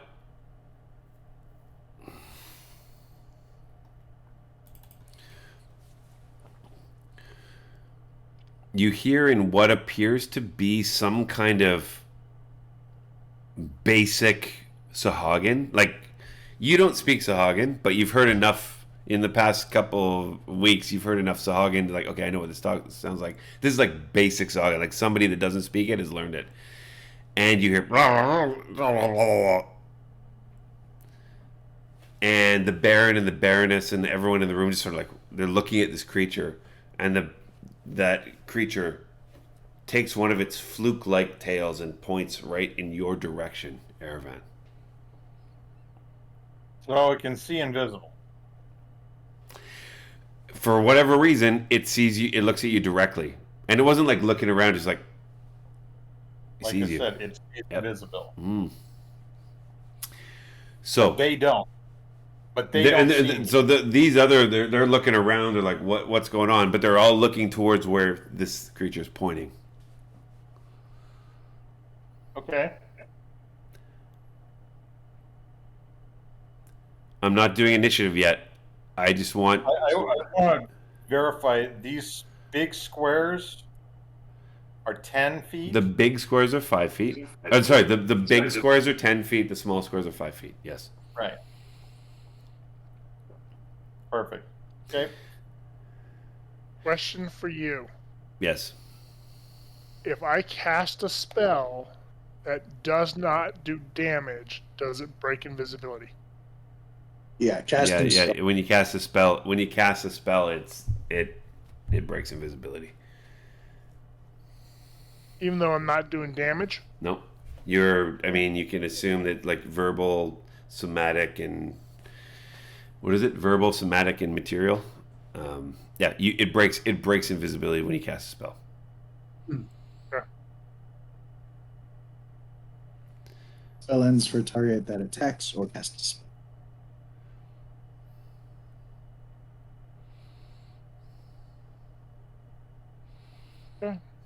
That's what I needed to know. Okay. Because if not, I was going to precast a spell before If you combat started. if you precast, as soon as you cast, you're visible. Steve, anything or Legolas? Any ideas? What's going on?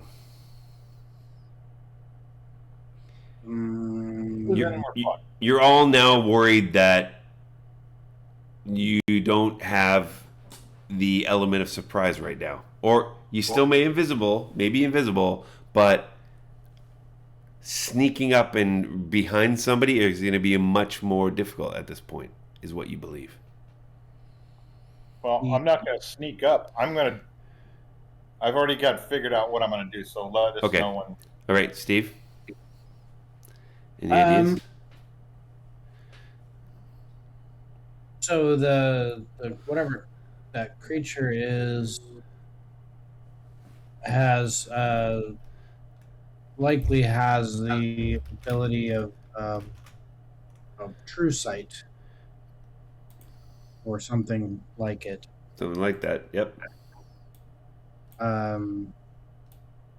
So yeah, there is no surprise. Although the other creatures, They can't see us, so technically there is still surprise because they can't see it coming. If you snuck up behind somebody and they're looking a different way, they'd be surprised. They'd be under the surprise condition. No, if they can't see you coming, that's what they're still surprised. That's what I said. That's what I said. In 5e, the surprise condition is being surprised. So it means you get to attack first. It's the same thing. It's just in the order. It's like the order goes through, and they miss if they're surprised condition, that means they skip their turn, right? That's all it means. So yeah, you could still surprise them, sure. But we are also invisible, so our first attack against something not the only guy that can see us is this guy. Sure. Even if we're floating, if the rest of you guys are floating around in here, he might see a whole group pointing them out. These guys, all the rest of these guys, cannot see you until you attack. Sure. And make contact. Sure. You're also going to assume. So I mean, on the counterpoint to that is, they're on alert. They know that something's coming into this room. That's fine, but they don't know what angle they're coming at. So I agree. Theoretically, every single one of them, except for this guy, is going to be surprised, no matter what, because they can't see it coming. Right. I got it. Okay, so what's the plan of attack now? Let's start with. I'm going to go down. I'm just going to go. No, every one of you guys, give me a d20 roll. This is not initiative. I just want you to give me d20. Yeah, baby, I got 3. Wow, the highest roll was a 12. Okay, well, all right. So there we go.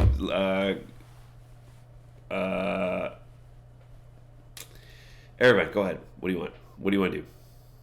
And there's also you've got 10 shock troopers waiting for orders. I understand that. Like I said, this is a nightmare.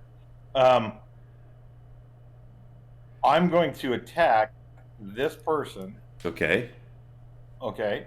Yep. I'm going straight in at her with my poison sword, the magic one, and drive it right into her. Okay. Whoa, what are you doing? What am I doing? So I'm going. did you guys see that? Did you guys see that on roll 20? Yeah. You're trying to calculate how far. Okay. Okay. I have an area of effect spell that I'm considering, and I'm trying to min max it. Okay. So what we're gonna do? So you want to go attack that creature? Got it. I'm going to do an assassinate on the woman on the throne. Understood. Okay. Kane, what do you want to do?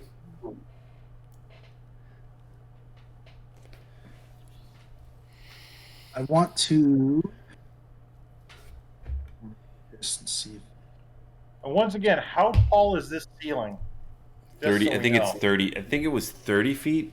That's fine. Hold on. I'll give you the exact dimensions.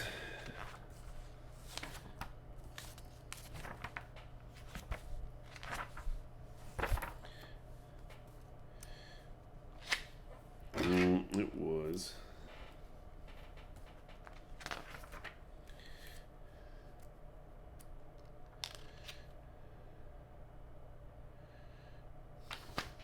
Damn it, sorry. I don't know. Hang on. I think it was 30 feet.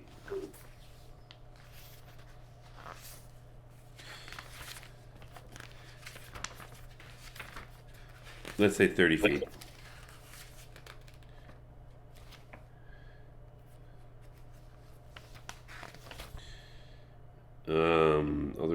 Elder rooms are 20 feet high, except 37, 41, 42.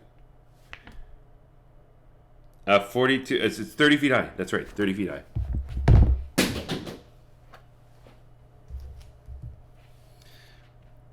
Okay. I'd like to. Kane. Kane, go ahead. I'll turn into a bear, swim up and turn into a bear and try to attack them. If I could swim either on top or below, I have enough An space underwater to... bear. So you're a swimming bear. Got it. Okay. Yeah. All right. Legolas, what do you want to do?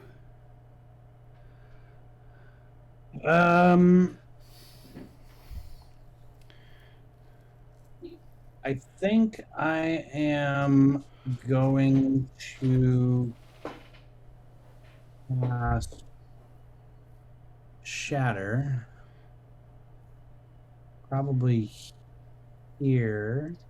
Okay. It's got a 10-foot radius, so that would get. I assume I would get him because it gets the corner. I would not get that. Would get that. Would get that. Would get that. Would not get that. So it would basically get these 6 creatures. So you want to cast Shatter with the Baroness in the area of effect. Is that right? That's my thinking. Yeah. Okay.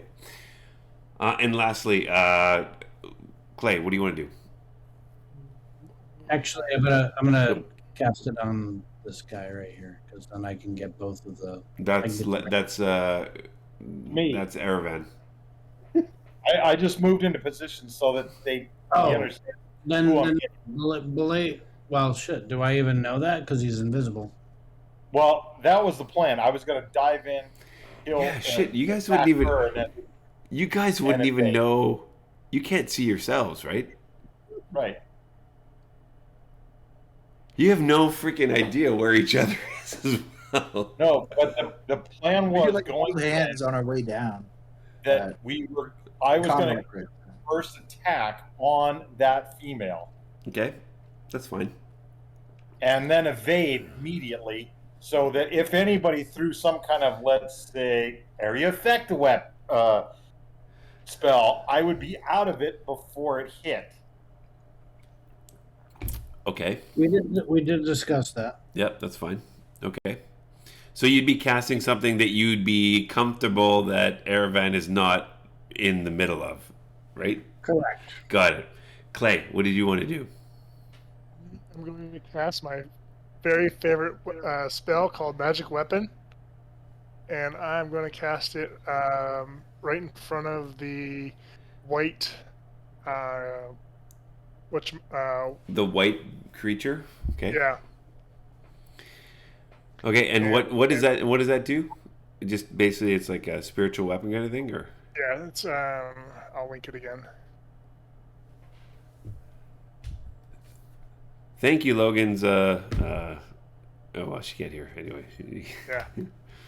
She brought me a glass of water and 2 oranges. Good. So okay, it's spiritual weapon, right? Yeah. Okay. It's a magical weapon that hits really hard and Okay. does force damage. Okay. So what I understand is assassinate, turn Correct. to bear, Wrong. area of effect, and spiritual weapon for this one in white. Okay. Well, assassinate and evade immediately. Assassinate, evade. Sure. Assassinate, evade. Okay. What are you going to do with these shock troops? You got 10 shock troops here with you. They were going and fill in whoever to attack anybody they wanted. Got it. Anybody who they want. Okay. We All right. basically said we need to focus on the big guys, but whoever they go after is fine. Got it. I'm going to get I'm not, again, this is going to be a slightly speeded up combat, but I do need everyone to give me initiative, but I actually want everybody to give me initiative with advantage, which is a weird thing. So give me your initiative with advantage. I don't think I've ever tried this before. I've never done that. So just Did it roll work? initiative twice. Whichever is highest, that's the one you're going to use. Okay. And did I just lose my notebook? Oh, damn it. 9. That sucks. 7. 17. 17. Yep. Aravan, what's yours again? My highest is 9. Shit. Kane, your highest is? 11. Legolas, your highest is? 18. Okay. So we're all waiting for this assassination, then we all cast our spells. Exactly. That was the whole plan anyway, so it doesn't matter that I'm low. All right. So that was that.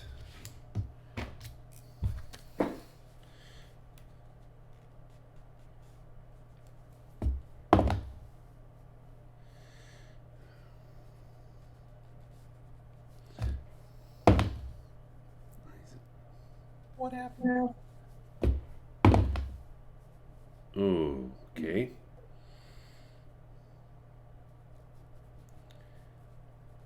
So Legolas, you had the highest? Apparently so. Okay. Got it. And there she is.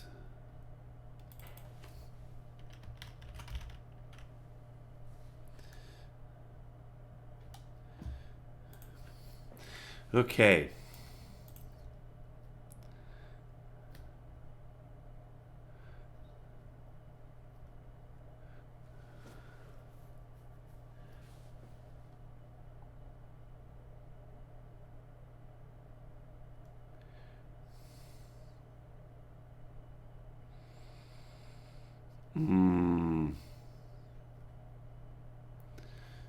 Okay, just give me a second here.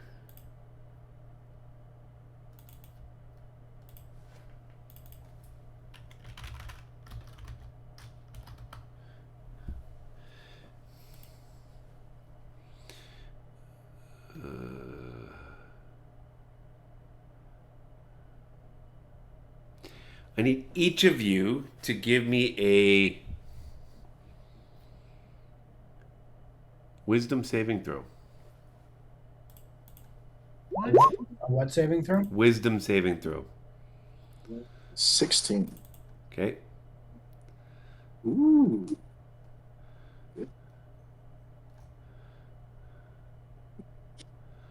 22.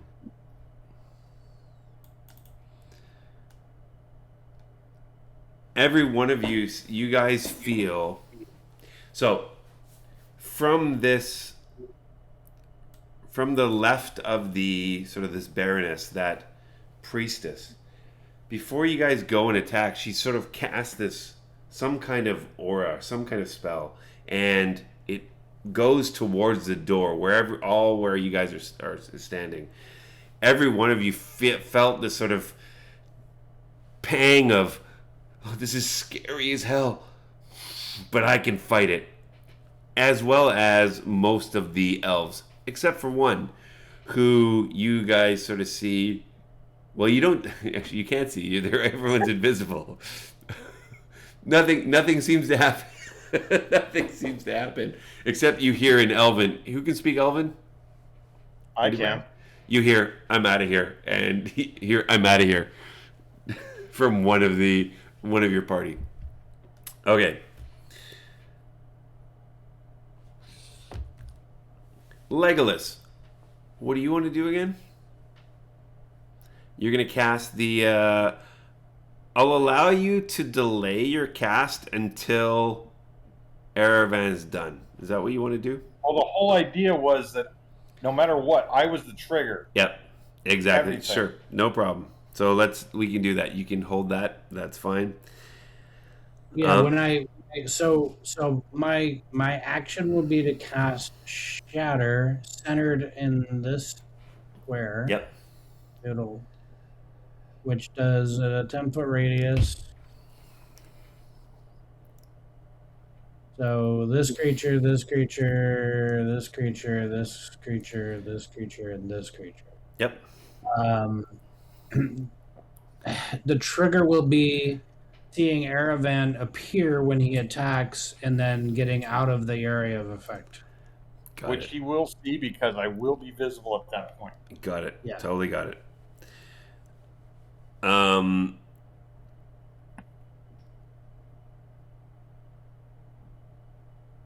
And Logan, okay, so it's Clay.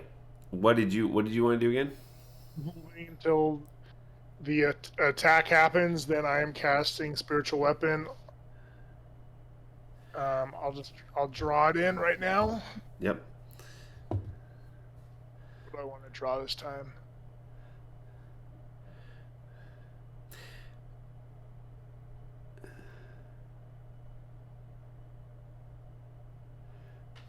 Okay, perfect.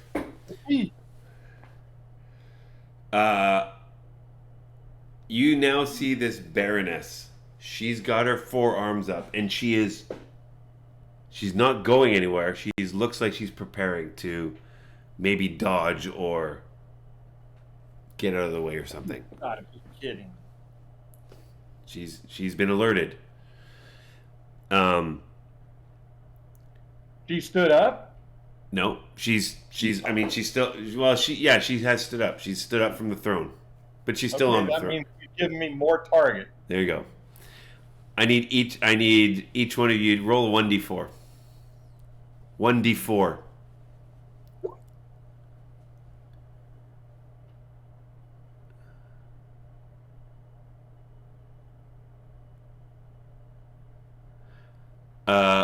Clay. Yeah. Give me a wisdom saving throw, please.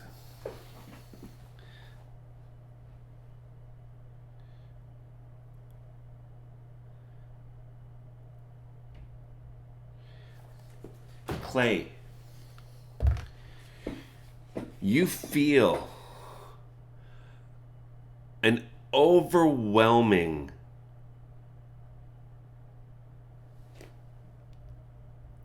connection or pull towards this white creature. It's almost as if you've known him for ages.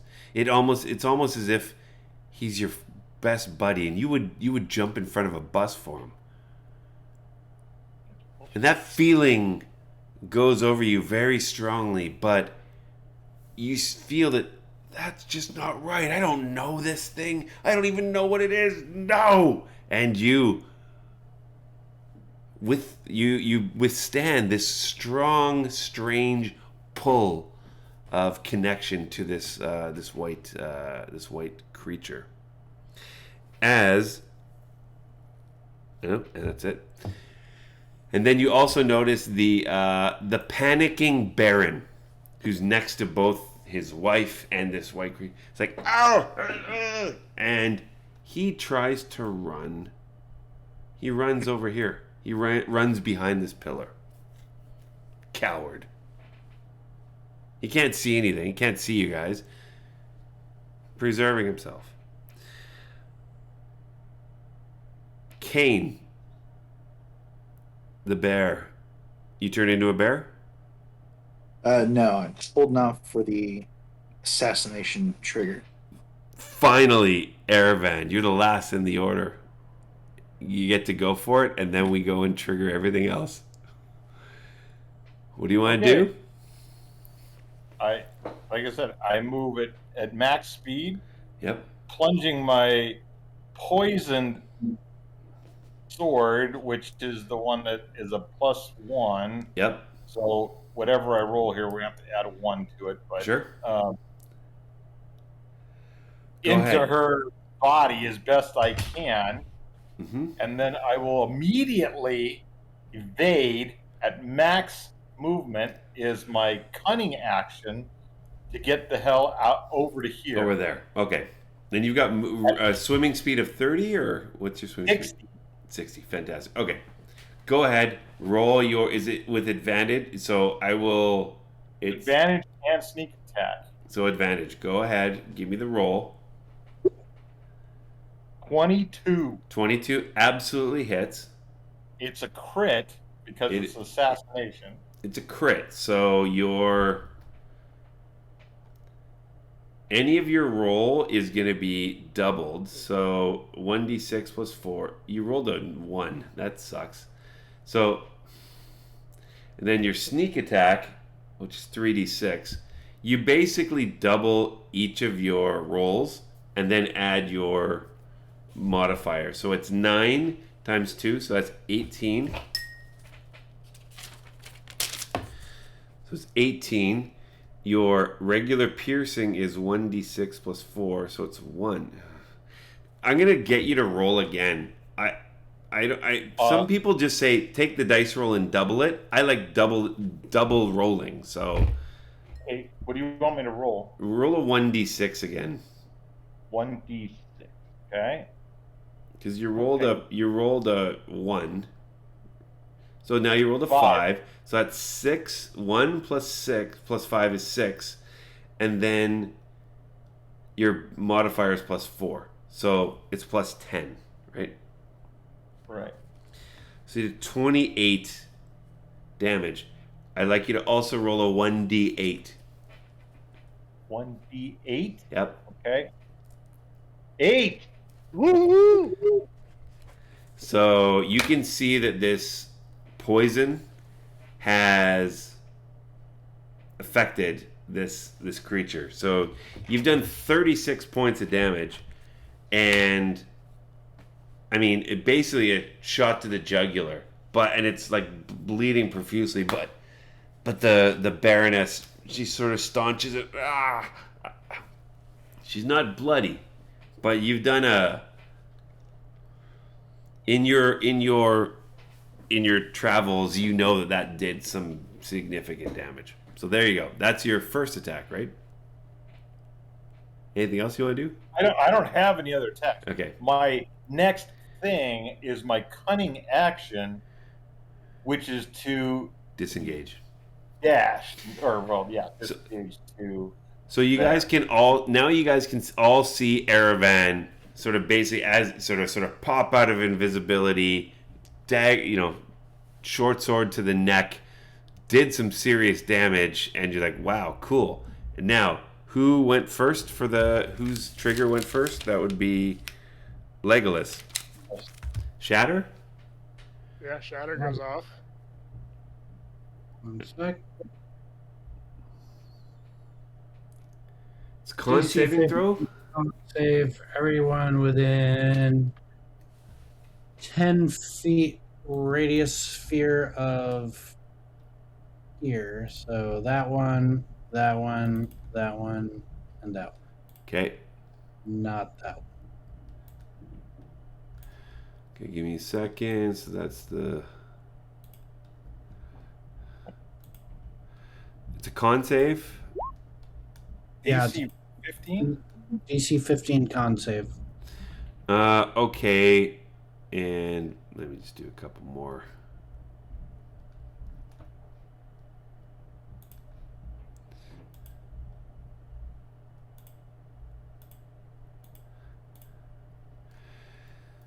So a number of these creatures actually they seem to save their con save, but what's the damage if they missed it? If they failed it is what, and if they succeeded is what? 13 thunder, half of they save. So It's six. up 20 total. 7 plus the 13. Oh yeah, sorry. 20 or half if they save. So it's either 20 or 10, right? Yep. So you see a number. A lot of them seem to save, but they all took some damage, including this Baroness. She's like, "Argh!" She can't, and now you're visible as well. So, yep, that's great. Okay, who's next? That would be.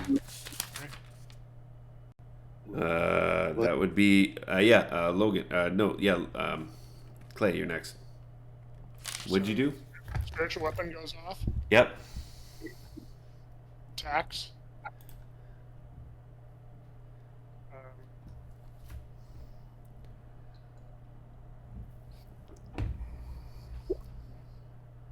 Does a 14 hit. It hits. He takes 12 force damage. Got it. And then I follow up with Toll the Dead. Okay, hang on. DC 16 Wisdom save. DC 16 Wisdom save. Yeah.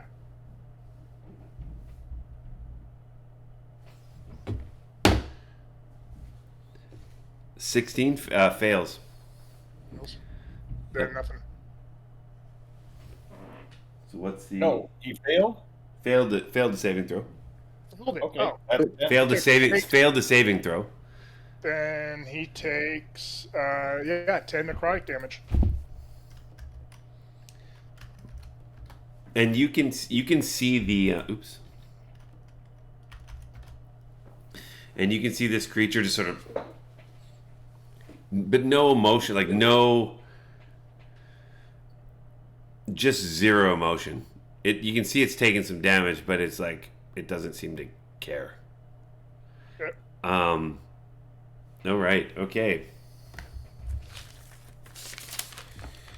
And now we go to. And Kane, you had your bear kicked off, right? Yep. Spare. Whoop.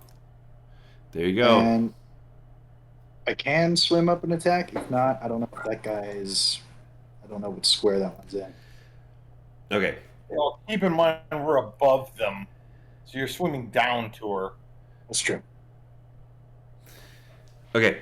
I need so that's great. So you guys have made a significant attack on the Baroness, but you're all now visible. The 3 of us, 4 of us. Who's invisible? The our shock All troop the is SWAT not. troops. They haven't done no, they haven't done anything yet. So again, that's where I'm going to go and speed ahead a little bit. I'm gonna get each one of you guys. You're gonna represent 25% of the shock troop activity. I need you to roll 2 times. I want you to roll a d20 twice. So I'm going to start with Jeff. Go ahead and roll d20. Just d20 twice. Okay, here's 1. Yep. Here's 2. Got it. Thank you. Same with Greg. So that D- 2. All right. Same with Troy or Right. Clay. So, yep. And same with Legolas. Just a D20. Just d20.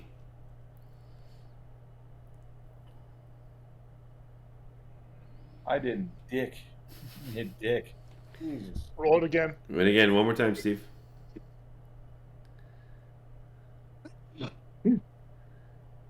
We got two. So wow, we got 2 crits and a couple good shots, except for.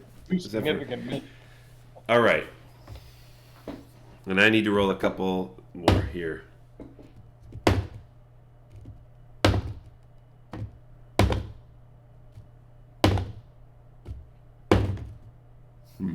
Okay.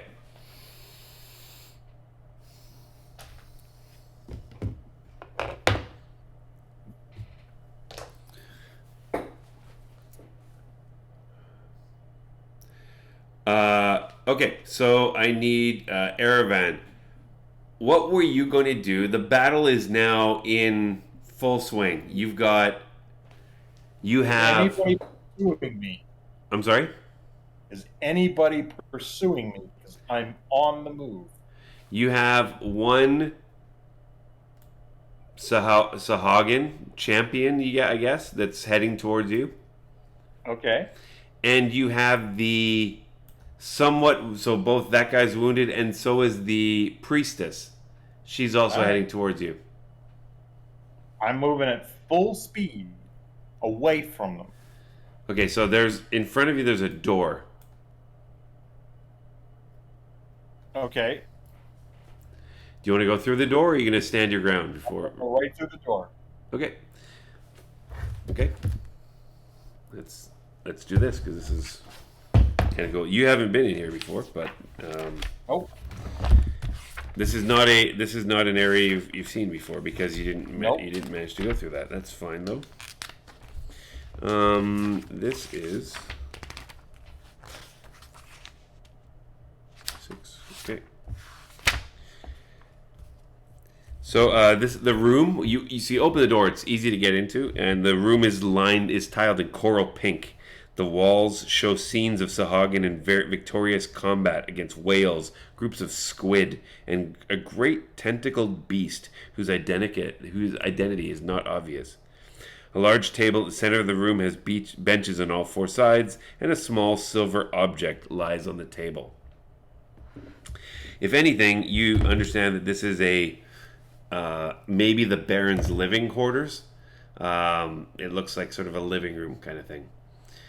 Okay. And are you you're going to flee? You're going to get out of there? I'm as I go by this item, I will grab it, but I'm going to here if I can get that far.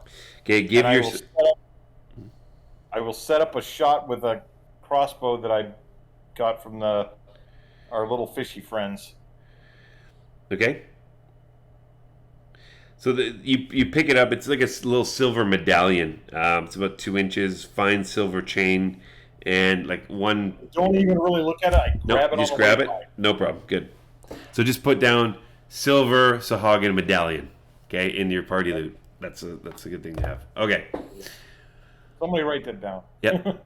But you can add to the party loot. So I go to my maximum distance, and then set up for a shot when someone comes through that door with one of the crossbows I have and one of the poison-tipped crossbow bolts. Okay, so you actually are able to get all the way through to this other room, just going through this arch, and Right. this room is tiled in a rich, deep green. The walls are frescoed with representations of marine plant life. A large seaweed bed fills the northwest corner. There's a spear propped against the wall in the southwest corner, and in the center of the east wall hangs a mirror with a filigree metal frame. Below it is a large coffer, its lid closed. Is the bed a water bed? It's a bed. It is a bed in water.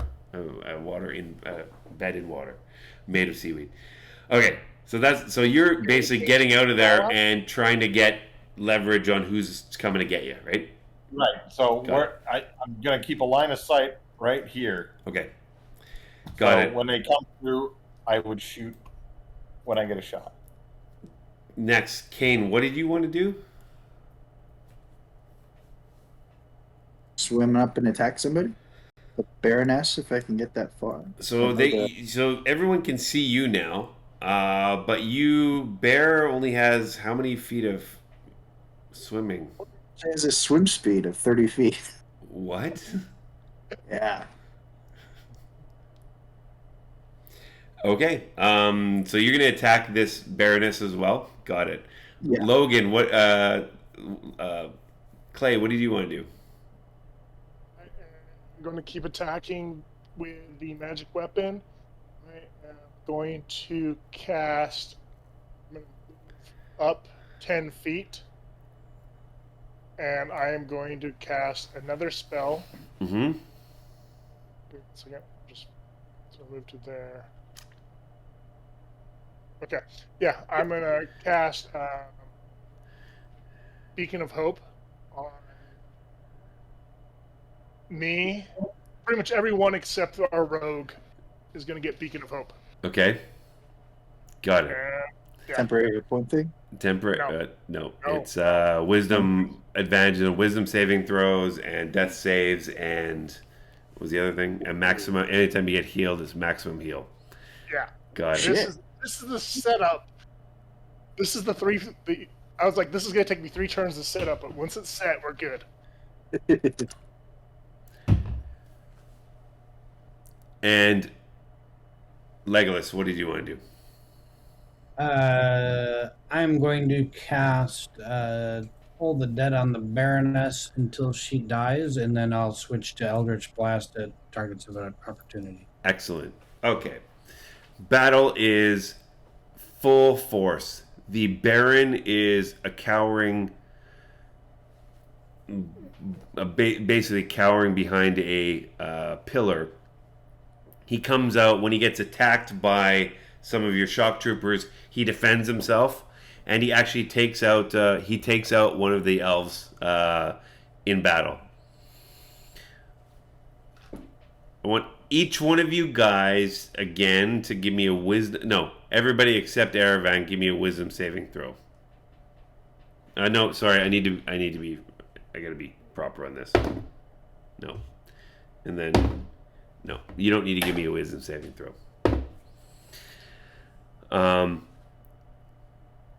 I need Kane. Give me an attack. Give me your attack.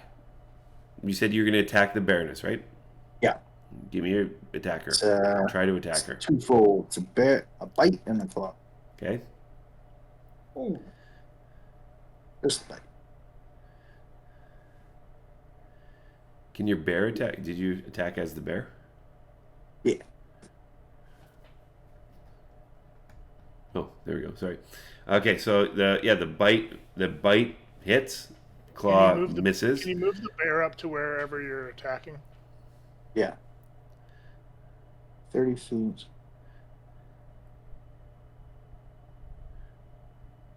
Sure.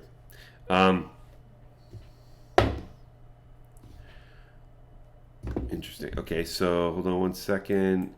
You take one of the champions hits you, and the bear takes 8 points of damage. Okay. You managed to get the bite on the Baroness, which is good. It did what? Is a 9 piercing? Is that right? Yep. Okay. And Clay, you were doing what again? You were doing spiritual weapon on that. I'm attacking with spiritual weapon, then I'm doing Beacon of Hope. Okay, that's fine. Give me an attack roll.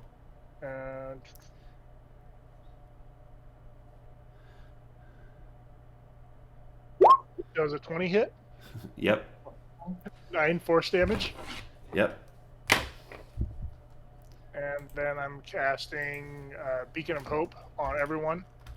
So we all have. Let me go back over here, and we have that. Except me. Yep, except you. Yep. Got it. I'll check. And I'm gonna last. Okay, so go ahead. Nope, I'm gonna do this. 1 misses. 20. Does a 22 hit with a trident? Who are we talking about? That It's hits? 2. You, Aravan. Who's next to me? Nobody. Well, you can't see anybody right now. It's, again, we're going into a bit more of the mind. So They got that close to me. no, threw a trident at you. Yeah, 20 hits. You take 8 points of damage, piercing damage. Okay. Again, I I'm trying. I thought you had an action readied, so whoever came through got shot. Yes, I know. That's just it. Yeah. Yeah. So I didn't even get the shot off. So wait. So you now get your shot off. Go ahead. Okay. Go roll. Hang on. Let me get off my. Somehow I got this messed up. Second. All right. Let me get down here. Cross. Shit. Where's the cross? Well, I'm going to shoot this short bow. It's the same. Sure. No sneak attack. Just the 7 piercing. You hit and it does have, with a 10. You hit it with a 10. You miss, but that's okay. fine. Okay, one of these champions is attacking you, and the priestess is backing him up. Okay. Well, I make my shot. Yep. And then I use my cunning action to disengage Yep. around this corner. Yep. Back to here. But that's you. Okay, I got it. You can disengage as an action. That's fine. On your turn. In my turn. Yeah, exactly. So they will not have line of sight or anything on me. And once again, I'm lining up another shot for when they come around that corner. Yep, got it. Totally got it. All right, and then Legolas, you were. What did you do? You were. I was tolling the dead.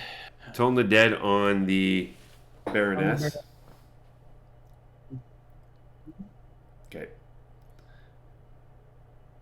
Why did that not? It's is there a save? Wisdom save? It is a wisdom save or 2d12. Wisdom save or 2d12. Got it. And this is a DC Sahuagin. 15.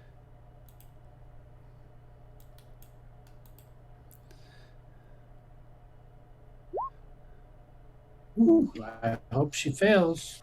Oh, shit. Oh, my God. She fails. 23 necrotic. 23 necrotic. On top of the 36 I already did. That's and what Kane did. So 20 you so okay, so okay. So this Baroness, this newly appointed Baroness, looks over at her husband who's cowering behind a pillar. She looks over at this white creature that is impassionately standing in front of some kind of spiritual weapon and not really reacting to anything.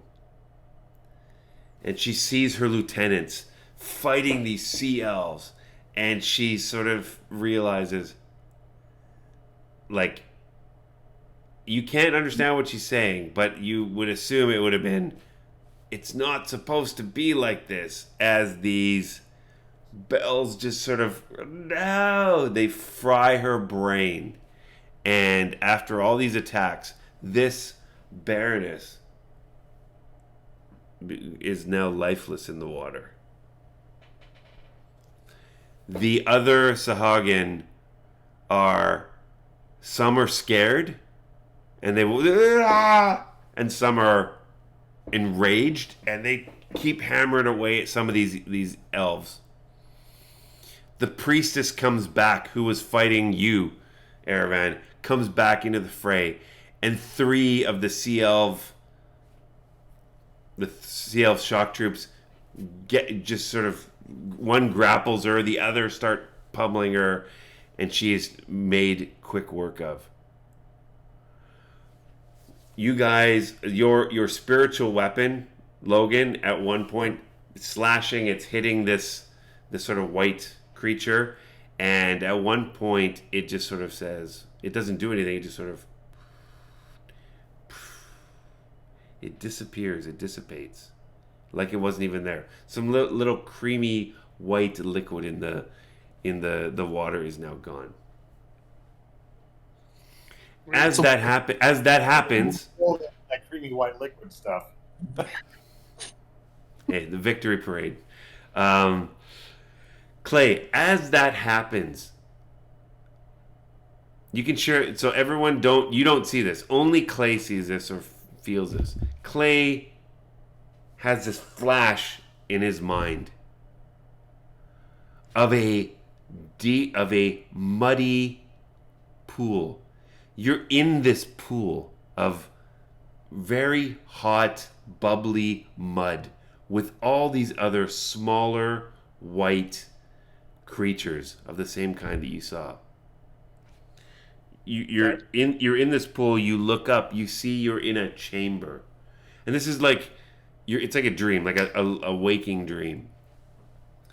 And you can't really control anything. You can just see what's going on. You sort of look around, and there are hundreds of these creatures. Some of them moving, others they look like they're in different stages of metamorphosis or birth.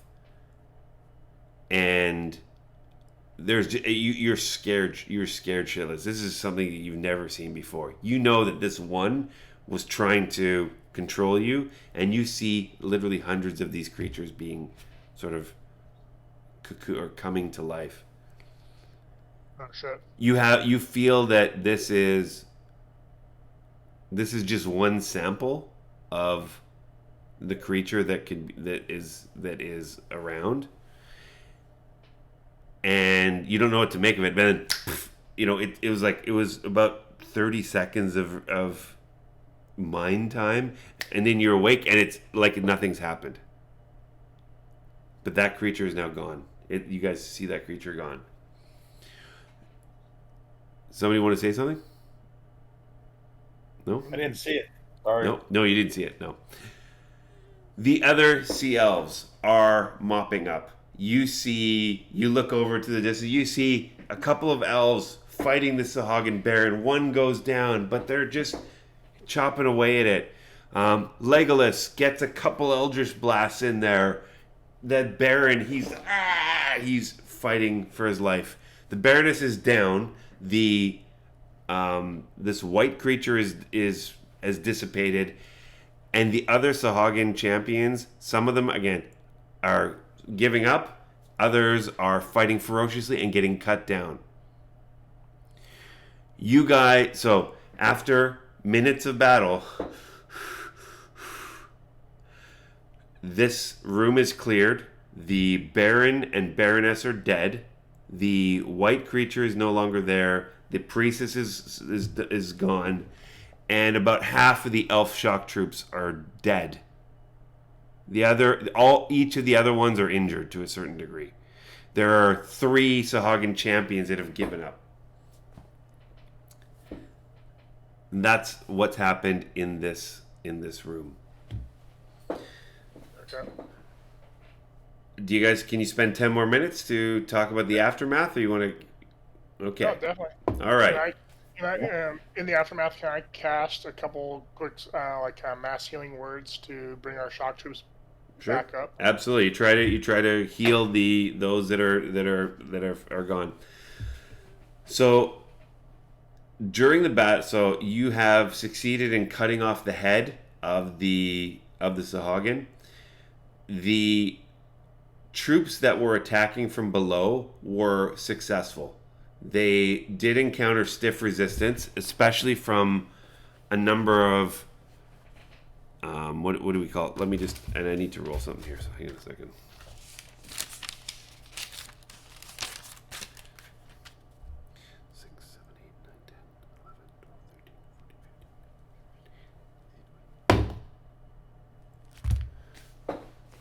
So how many? So I roll. So guys, so one of the What are you things. rolling? So one of the things that I was rolling, and when I was asking you, what are you doing? I'm basically summarizing things, and you have a chance to overall, succeed or fail.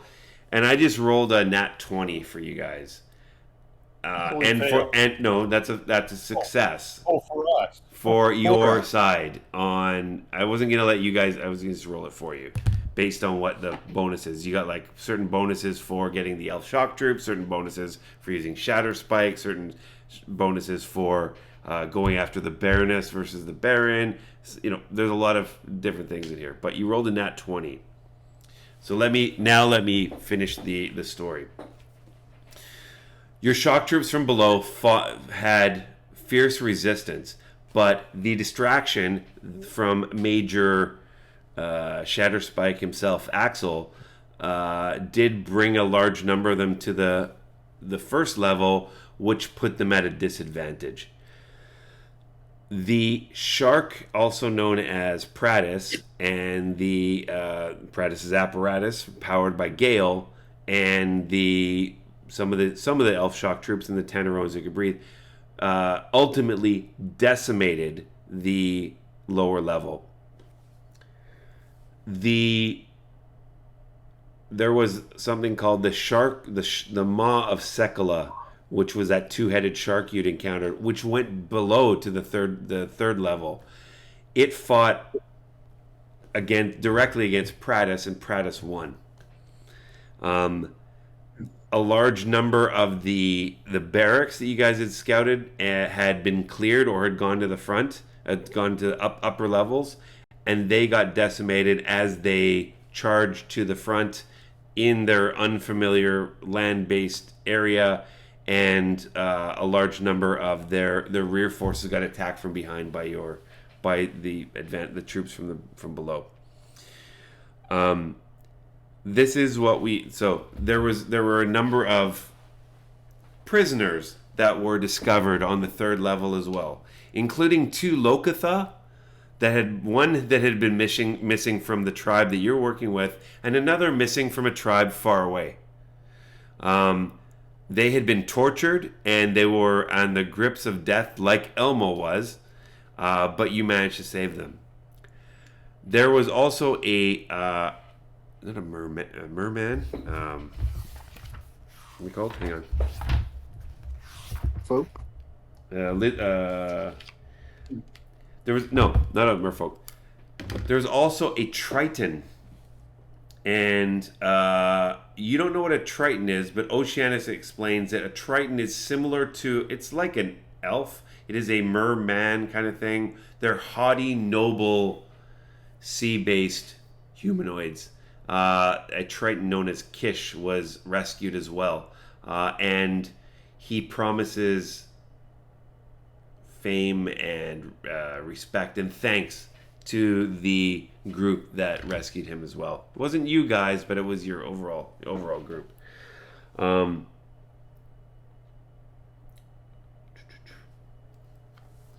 The mission overall was a huge success.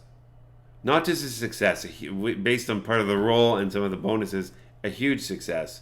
There were 20 or so Sahuagin that have been captured, knocked out, or captured, but the rest have been killed. All of the senior leadership, including there was another, a general that was defeated, was swarmed by a large number of the shock troops. And let's sort of finish it up. All right, so this is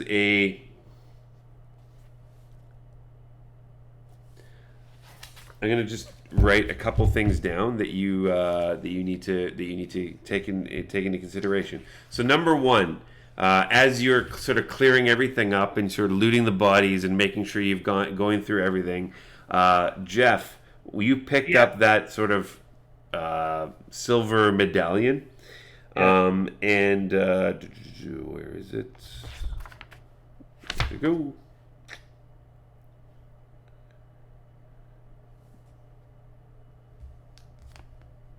of the Baron's Living Quarters. Yeah, so that's a medallion worth 60 gold pieces. It's a silver medallion, dozen tridents in circular form facing a star. It's a silver medallion worth 60 gold pieces.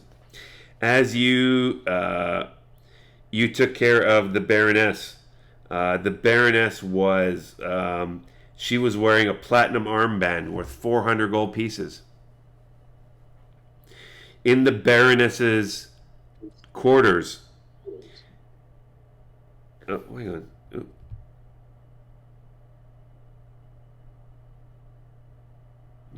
Sorry. The Baroness. Where's the Baroness? Sorry, the Baroness. It's not. I said 400 gold pieces. It's 1,000 gold pieces. Sorry. Okay. Off of the Baron, you got a platinum armband as well. That's worth 300 gold pieces. In the Baroness's quarters, you find in her coffer a leather harness with platinum buckles worth 100 gold pieces. Leather harness? Leather harness. She's into those kind of things. The 100 gold pieces? 100 gold pieces. A gold ring set with coral, also worth 100 gold pieces. Erevan likes this pearl-handled dagger worth 40 gold pieces. Very nice, exquisite dagger. And Legolas likes the canvas bag that contains 175 platinum pieces. What was that pearl dagger worth? Say? 40 gold pieces. 40. Okay. A bag filled with platinum worth 175 platinum pieces. That's what Daddy like. Daddy me likey. In the barons, so Erevan, there was a coffer that was like right next to you. Right. That also has a harness with small rubies and platinum buckles. It's worth 150 gold pieces. Canvas bag with 40 platinum pieces. A silver frame holding a portrait of the Baroness, painted in oil, worth 50 gold pieces. And then a statuette of a shark made from gold, worth 400 gold pieces.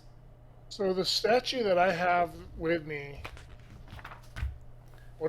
is that still glowing, or is that? It's not glowing at all. It seems to be completely dormant and not doing anything. Once again, what the statue of the shark is It's worth 400 gold pieces. 400. 400.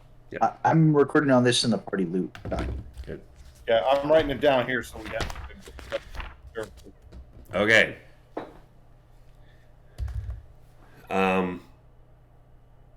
As you are, sorry, go ahead, Erevan. Are anything magical to do, or can we tell? You don't. There doesn't appear to be anything magical for this. That you of all the loot you get, it all appears to be. You know what? I need to backtrack a second. I need to go back and to look at this place. Hold on a sec. This is important because 47.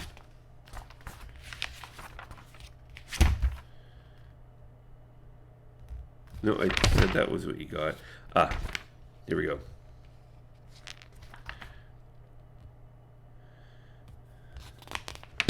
Okay.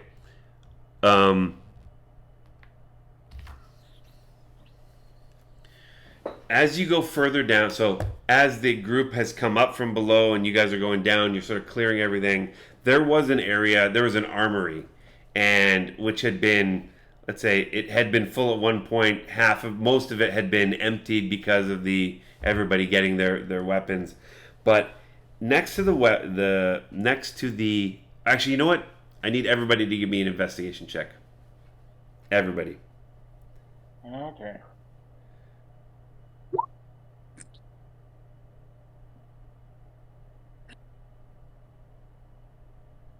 You give me investigation. Wow. I need each one of you to give me a perception check too, please. Close. My passive perception is 23. I know. Shit. Okay. So you guys do eventually discover this sort of this secret room that's adjacent to the armory. When you're trying to get to it, it's a trap has been tripped, and some of you take some damage, but the other participants here managed to help you out.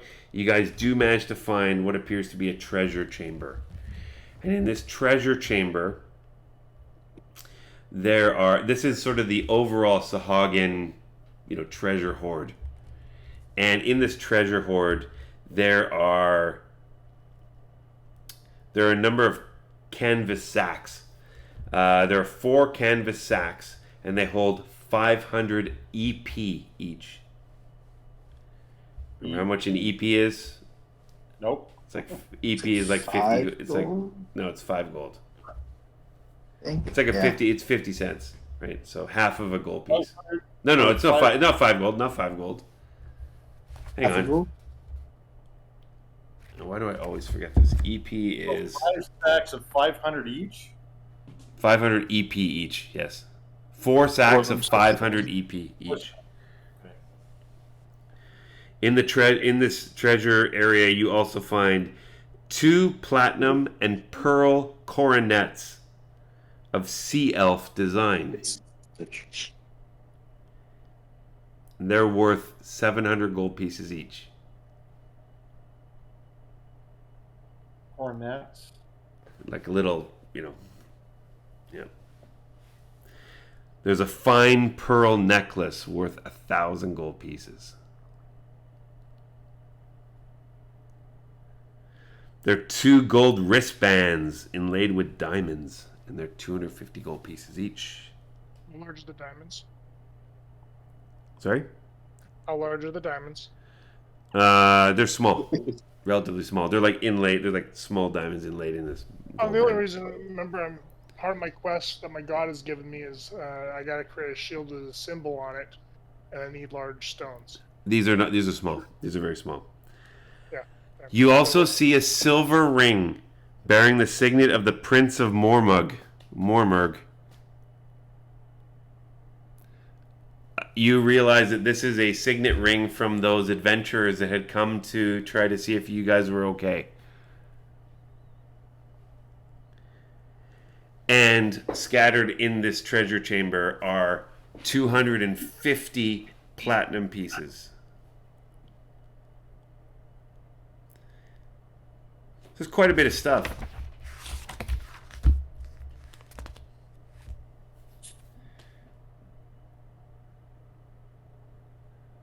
Oh, wow. I get to do... Sorry, guys. I get to do something kind of fun. What's that? Say that again?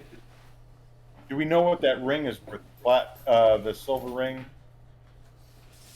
Do you know the silver ring? It's doesn't it...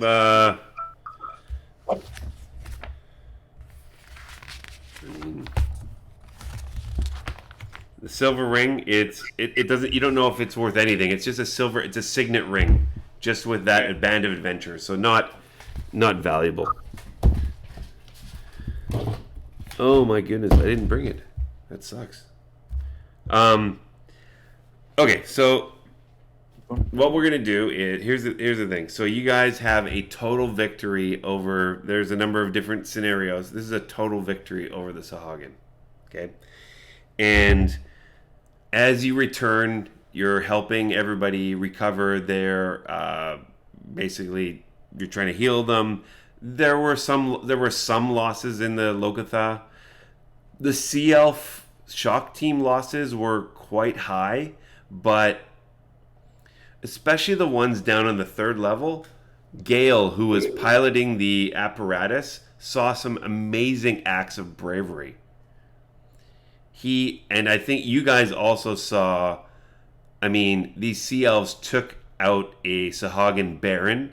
They were hugely important in changing the tide for you. And Oceanus has been wounded, but she's okay.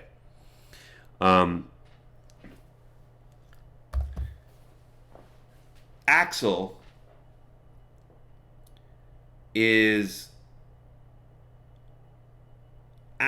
okay. He's been hit a lot. You see, like, dozens of wounds on Axel. He's still healed himself, but you can see that he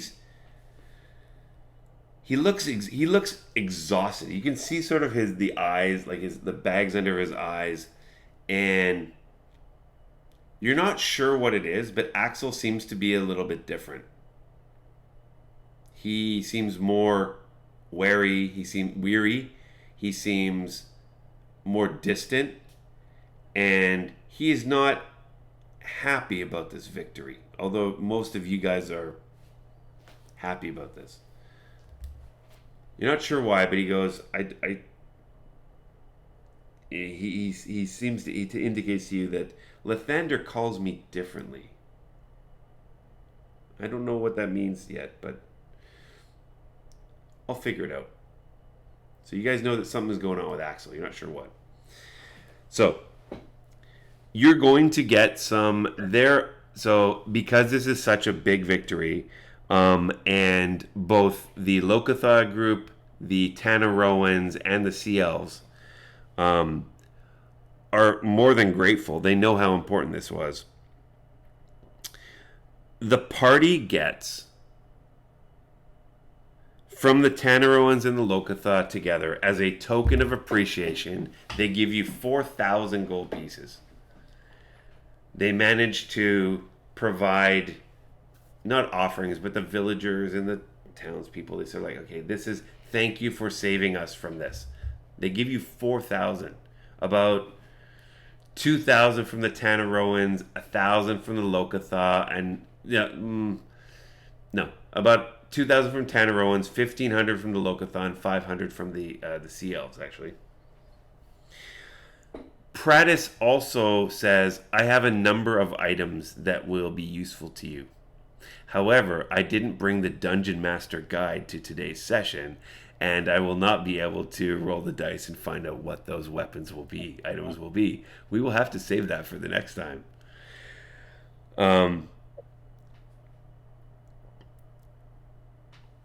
Who finished off the Baroness again? Steve. I just did the initial attack. I'm out. Legolas, the underrated Legolas. The chief of the Tanaroans provides you specifically with